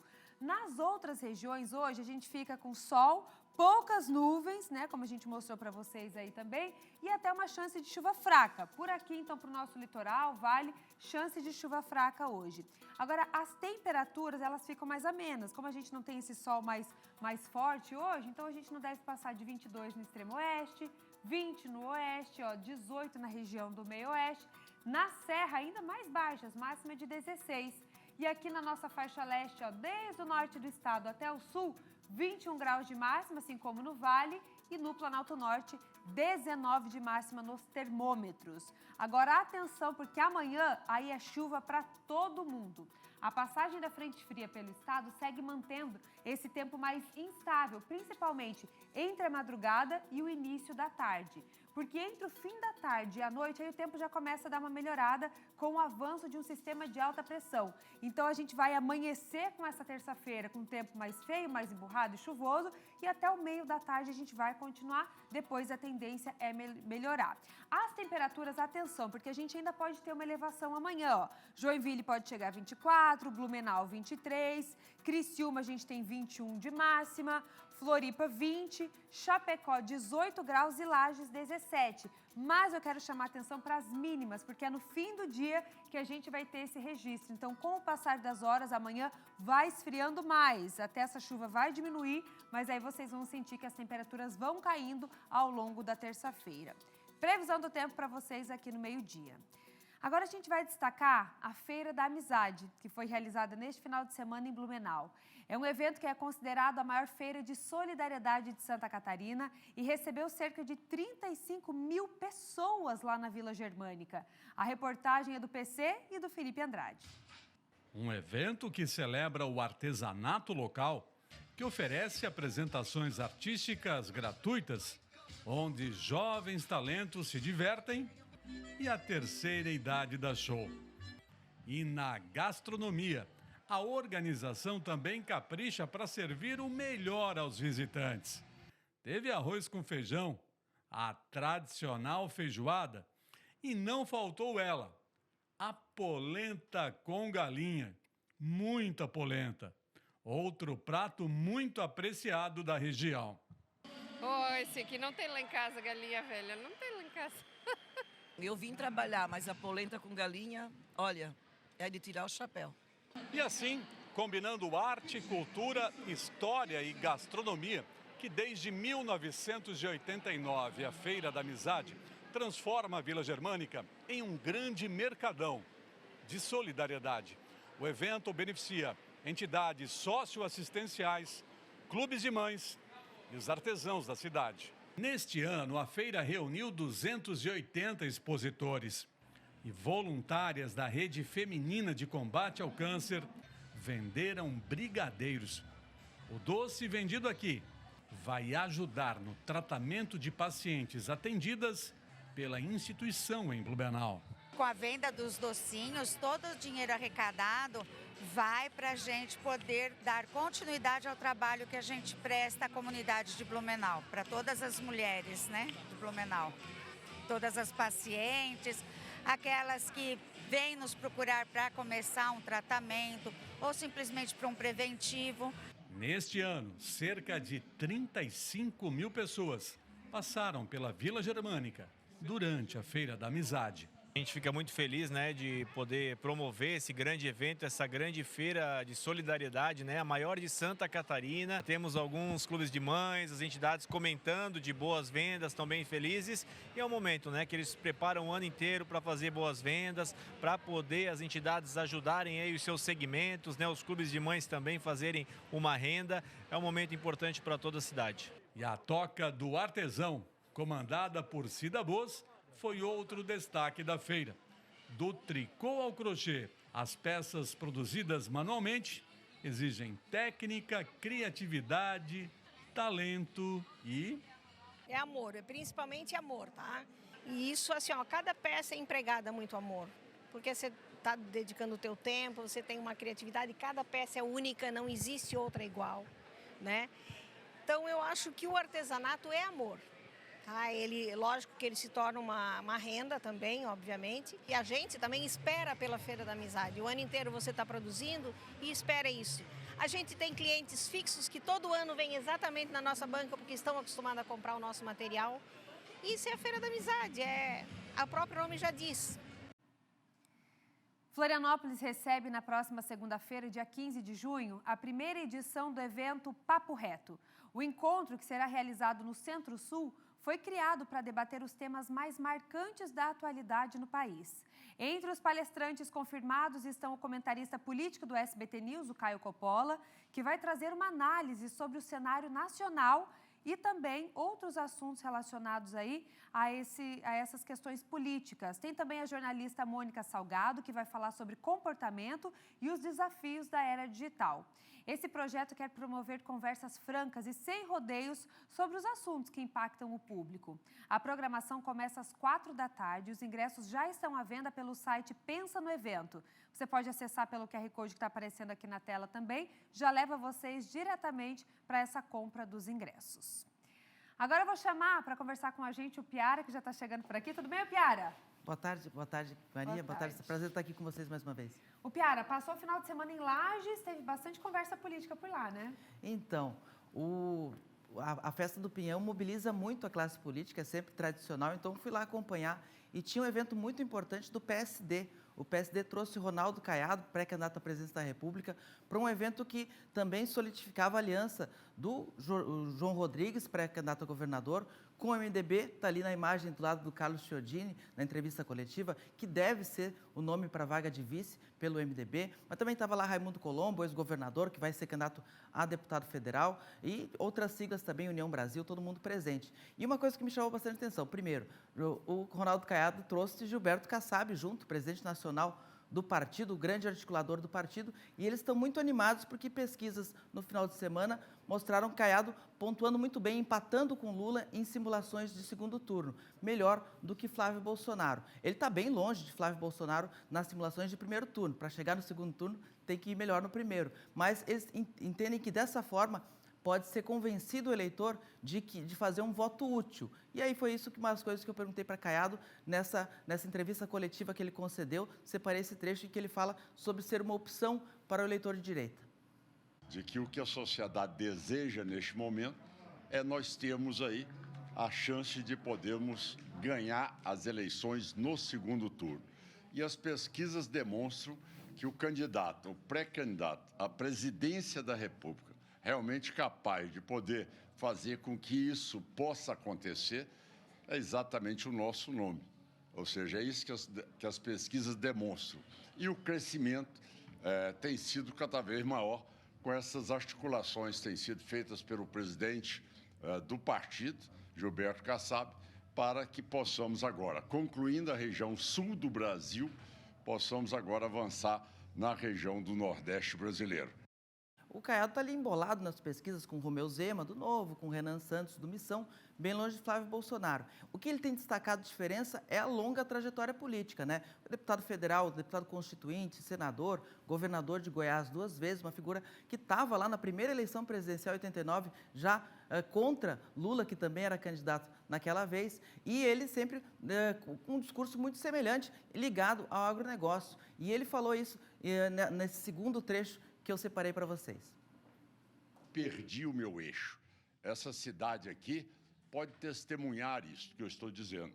Aqui estive em 1987, quando nós mobilizamos o Brasil todo, eu à frente do movimento ruralista, para garantir o direito de propriedade no Brasil. Enfrentamos a Constituinte.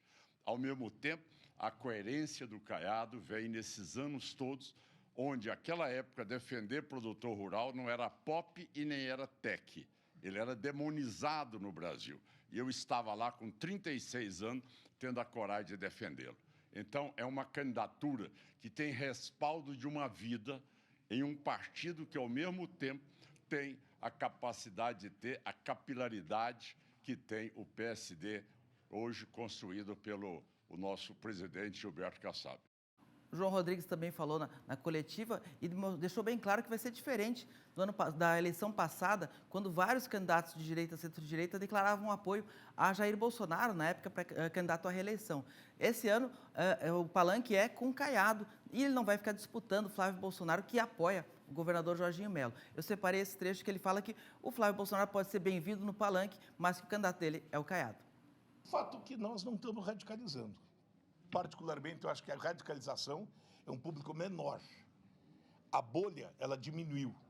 E nós não estamos em 2 palanques. Nós estamos em um único palanque que recepciona candidaturas porque os nossos partidos aliados têm opções, porque são aliados nacional.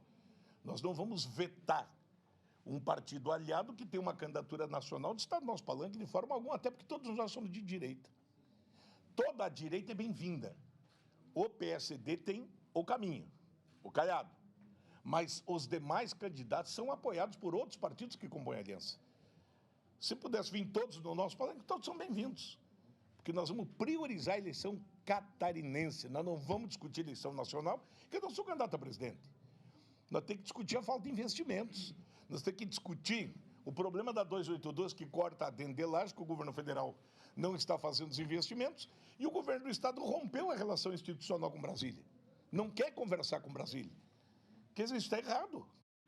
Bom, aproveitei que estava na Festa do Pinhão e todos eles, depois dessa coletiva e do evento no Teatro Marajoara, foram para a Festa do Pinhão, contato com o público, mas lá eu entrevistei todos eles na casa do SBT, na Festa do Pinhão, no Parque Conta Dinheiro. Então tem entrevista com Ronaldo Caiado, Gilberto Kassab, João Rodrigues, Raimundo Colombo, o ex-governador Carlos Moisés, e assim que for para o ar eu vou divulgando e vou compartilhando aqui com vocês. Combinado então, Piara. Obrigada por hoje. Até a próxima. Até amanhã. Vamos seguir por aqui com outras notícias. Um homem foi assassinado nessa madrugada em Blumenau. 3 suspeitos foram detidos pela Polícia Militar e o PC está chegando com mais informações. A gente quer saber o que é que já se sabe sobre esse caso, PC. Conta os detalhes. Conto sim, Marister. O crime que aconteceu no início da madrugada desta segunda-feira. Um homem de aproximadamente 20 anos de idade foi assassinado na região do Vostad. Os policiais militares, quando chegaram ao local do crime, encontraram esse jovem inconsciente, com ferimentos na cabeça por disparos de arma de fogo. E a polícia logo em seguida já iniciou as investigações. E olha, Marister, uma pantufa deixada no caminho pode ter ajudado, foi decisiva para que os policiais localizassem 3 suspeitos, que quando foram vistos pela PM, estavam em uma atitude suspeita. Um homem e 2 mulheres estavam prestes a embarcar em um veículo de transporte por aplicativo. Eles pretendiam deixar a cidade. Quando foram surpreendidos pela PM que impediu a fuga dos 3 suspeitos, tenente-coronel, comandante do 10º Batalhão da Polícia Militar, fala conosco. Comandante, os 3 estavam em atitude suspeita e tiveram participação no crime? Bom dia, boa tarde. Boa tarde a todos. Então, quando a Polícia Militar chegou ali e viu o masculino, né, no chão ali com os ferimentos, eles visualizaram essa pantufa apontava numa direção e eles foram seguindo naquele caminho, né? Quando eles se depararam ali num conjunto ali de habitacional, e eles conseguiram escutar dentro de uma residência o pessoal bastante nervoso, comentando sobre a intenção de pegar um Uber e sair da cidade. E eles ficaram aguardando, né, como estava dentro da residência. No momento que chegou o carro do aplicativo para pegar as 3 pessoas, eles pegaram e abordaram o trio. O trio tentou entrar dentro da casa, mas eles conseguiram deter os agentes. Aí eles começaram a questionar eles, a história não estava batendo. O município onde que o masculino, né, que era um trio, era um homem e 2 mulheres, o masculino, ele estava dizendo que ia para uma cidade diferente do que o veículo ali, o Uber, estava com a corrida marcada. E um detalhe muito engraçado, quando eles começaram a observar, uma das femininas estava com um chinelo com um tamanho muito menor do que o seu pé, que indicava então que ela era a proprietária da pantufa que tinha sido perdida lá atrás, né? E estava agora calçando um outro calçado ali para tentar não estar descalço, não, despistar, né? E aí foi dada a voz de prisão, foi conduzido para a central de polícia. Ao mesmo tempo, outras guarnições que estavam na área estavam buscando imagens de câmera de monitoramento para identificar o trio, as características desse trio. Okay. Comandante, só para a gente finalizar, a motivação do crime? A princípio, um crime de passional, envolve questão de traição, etc., né? A vítima tinha cometido uma traição ali e o autor, então, efetuou os disparos ali nesse crime passional. Ok. Comandante, muito obrigado pelas informações aqui no SCC Meio-Dia. Então, possivelmente, caso de adultério terminou em tragédia, em morte aqui em Blumenau. Os 3 suspeitos estão detidos na central de polícia. Nós voltamos ao estúdio. Maria Esther. Obrigada, PC, pelas informações. Como o Dilnei falava aqui, o nosso cinegrafista, a Cinderela tá diferente, né? O sapatinho deixou ali, incriminou ela, a pantufa, no fim, era outro sapatinho menor, e a polícia tá de olho em tudo. Parabéns à PM aí. Seguimos agora para falar de 2 ocorrências violentas que mobilizaram as forças de segurança em Itajaí nas últimas horas. Um homem foi esfaqueado enquanto dormia e uma mulher ficou gravemente ferida após ser atacada durante a fuga de um suspeito. Quem vai trazer os detalhes é o Vinícius Rezende. Vinícius, conta pra gente os detalhes.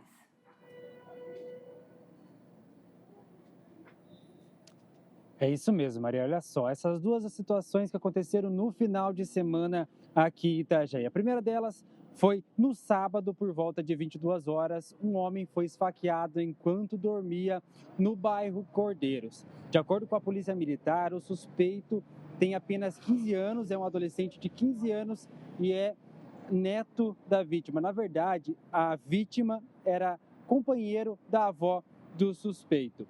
Este homem estava deitado, ele foi esfaqueado, golpeado com faca. A Polícia Militar chegou no local, prestou os primeiros socorros, mas infelizmente ele não resistiu e veio a óbito ainda ali na residência onde ele estava.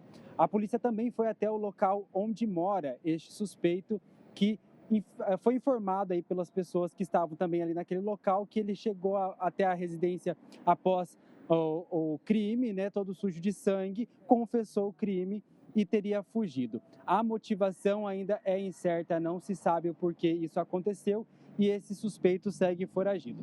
Outro caso aconteceu também em Itajaí, mas esse na tarde de domingo, por volta das 16 horas, no bairro São Vicente, um homem em situação de rua deu um soco aí no vidro de uma viatura parada próxima ao semáforo, ele danificou a viatura, a polícia foi atrás e esse homem correu aí da polícia até em direção a uma ponte, ele tirou uma faca do bolso e golpeou uma mulher que passava de bicicleta ali no local. A mulher ficou ferida, ela foi atendida pela equipe do SAMU e foi encaminhada ao Hospital Marieta Condor Bornhaus. E durante o atendimento ali, um dos policiais prestou os primeiros socorros, o outro correu com a ajuda da população, mobilizou aí esse homem que que esfaqueou aí a mulher na bicicleta.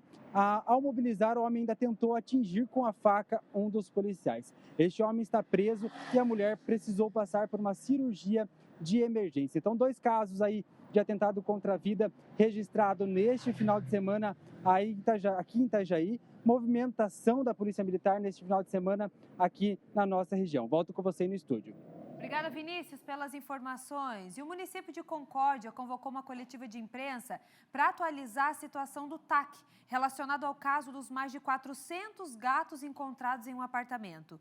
O Felipe Bastos está ao vivo e vai atualizar as informações. É contigo, Bastos. Exatamente isso, Maria. Foi anunciado, então, um plano de ação para tentar retirar esses mais de 400 gatos de um apartamento aqui no município de Concórdia. Esse caso, inclusive, ganhou grande repercussão, inclusive nacional, e mobilizou órgãos de proteção animal devido às condições de superlotação e aos indícios de maus tratos.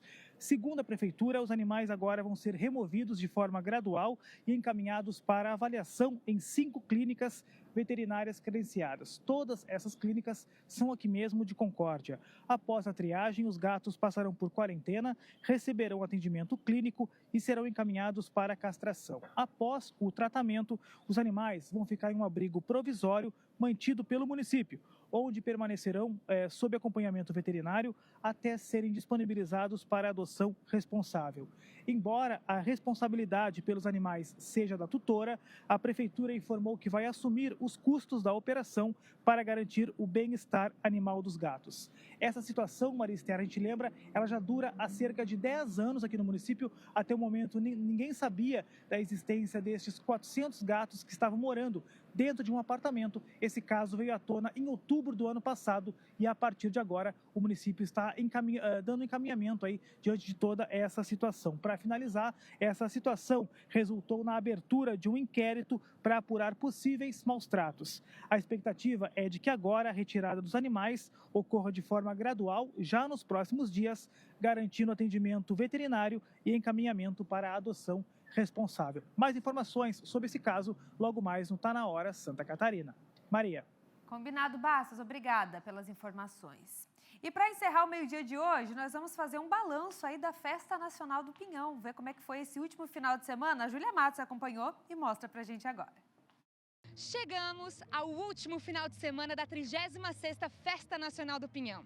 Gastronomia, cultura, tradição, muita música e é claro que a gente está aqui para participar junto com esse público gigante que veio de todos os cantos do Brasil para curtir a festa. Bora lá! Durante os dias de programação, milhares de pessoas passaram por Lages para viver essa tradição que já faz parte da história de Santa Catarina. Dentro da programação, há a celebração da cultura serrana, com apresentações artísticas, música, dança, manifestações que mantêm vivas as tradições. No Parque de Exposições Conta Dinheiro e também no Recanto do Pinhão, no centro de Lages, a festa foi diferenciada. Muito bom, assim, tá muito legal.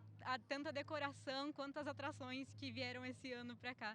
Esse ano tá diferencial, né? A gente tá vendo a comemoração diferente, as comunidades. Como é que foi vir pra cá hoje? Achei bem divertido, tem várias atrações aqui, foi muito legal. E a decoração também, como ela disse, está muito bonito, bem melhor do que os outros anos. Acho que é o melhor ano. E vocês vieram pensando em algum show específico? Vão curtir algum show hoje ainda? Ainda não, mas eu gostei bastante que veio o Luan Santana pra cá. Além de celebrar a cultura regional, a festa também gera oportunidades para comerciantes, artesãos, empreendedores locais que encontraram no evento uma vitrine para os seus produtos e serviços. E dentre tantas opções gastronômicas da Festa do Pinhão, encontrei Dona Gessi, que está agora chegando ao último final de semana. Como é que foi a movimentação por aqui? Foi muito boa, a gente vendeu muito nosso bombom de pinhão, então assim, o turista buscou o nosso espaço aqui, a gente atendeu todo mundo, né, com choconhaque, chocolate quente, as trufas de pinhão, bombom de pinhão, então foi sensacional. E para você, é o primeiro ano na Festa do Pinhão ou já participa há muito tempo? Então, essa marca de chocolate é uma marca aqui de Lages, da Enguil Chocolate. Ela está há 33 anos na Festa do Pinhão. E vou dizer, é um diferencial porque esse ano os empreendedores tiveram um espaço ainda maior na nossa festa. O quão importante é abrir esse espaço para os serranos. É muito importante, porque o pessoal cria esse vínculo com o espaço e eles acabam procurando, né? Então, o diferencial nosso aqui foi o pessoal conhecer a marca, conhecer o produto e saber da qualidade. E além de trabalhar, a senhora curtiu um pouquinho? Com certeza, a gente curte, né? Vai ouvindo a música? Exatamente, vai curtindo a música, os turistas, conversando. Com uma programação diversificada e público de diferentes regiões do estado e do país, a 36ª Festa Nacional do Pinhão reforça sua posição como um dos maiores eventos culturais e turísticos de Santa Catarina. E no último final de semana da Festa do Pinhão, as famílias enchem os pavilhões. Eu encontrei a Yasmin. Yasmin, é a primeira vez que você vem na festa? Não, faz bastante tempo que eu venho nas festas aqui, é muito legal. E o que você mais gosta da Festa do Pinhão? A comida daqui. Eu também. O que você mais gostou de comida daqui? O pastel. Pastel de quê? De carne. Tava gostoso?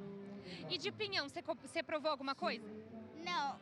Ainda não? Ainda não. Mas dá tempo ainda, Yasmin. E mãe, como é que é trazer a família, tá na Serra Catarinense com o melhor da gastronomia, da música? É muito bom e convida a todos porque é muito gostoso aproveitar, curtir a festa, comer paçoca, entreveiro, todos venham aproveitar. A preparação esse ano foi aconchegante, vocês, por exemplo, hoje estão sentadinhos, então a estrutura também faz diferença? Tá muito bom, nossa, foi pensado para a família, tá muito legal. Essa foi a energia do último final de semana da Festa Nacional do Pinhão. Fortalecendo a economia, enriquecendo o turismo e, claro, trazendo todos para o melhor lugar de Santa Catarina, pelo menos no inverno, para a Festa do Pinhão. Lages, meu povo, Lages, aqui no SCC SBT.